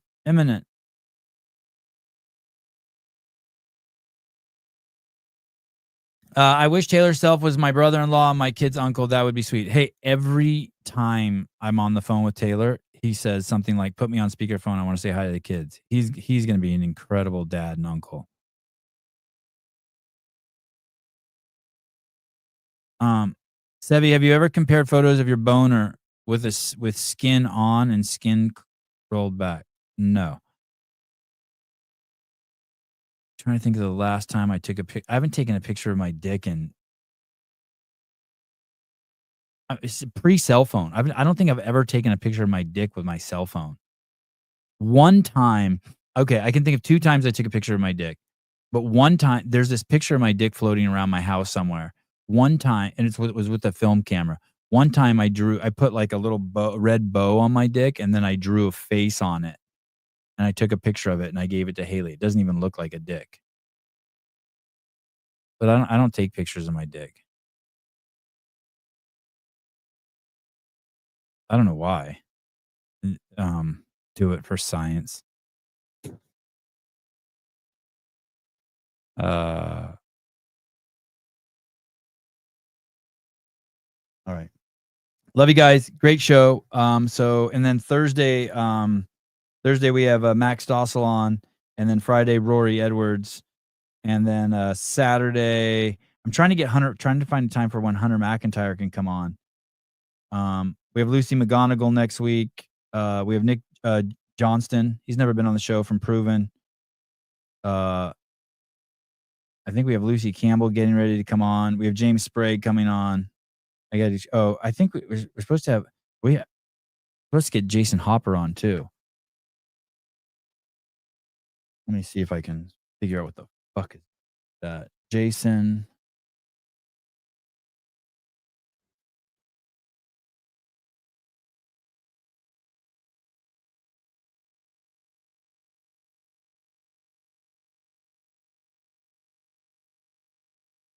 We got to follow up. We sent out so many invites.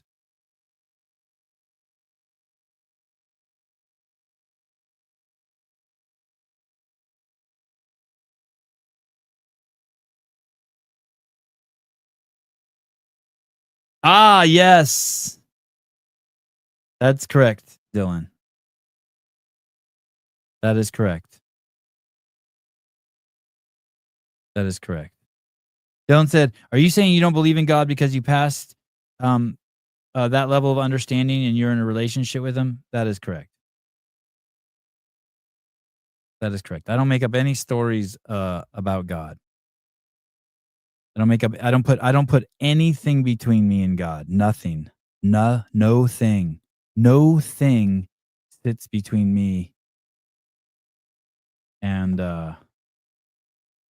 That's correct. You got it. I thought that was so obvious. It's crazy. When I say I don't believing is just crazy. Believing's crazy. Believing's like what you do, like when every step you take, you have a belief that the ground's going to be underneath you and your body's going to hold you up, and you take that for granted. I don't do that to God at all. Zero. Love you guys. Talk to you guys later. Bye-bye.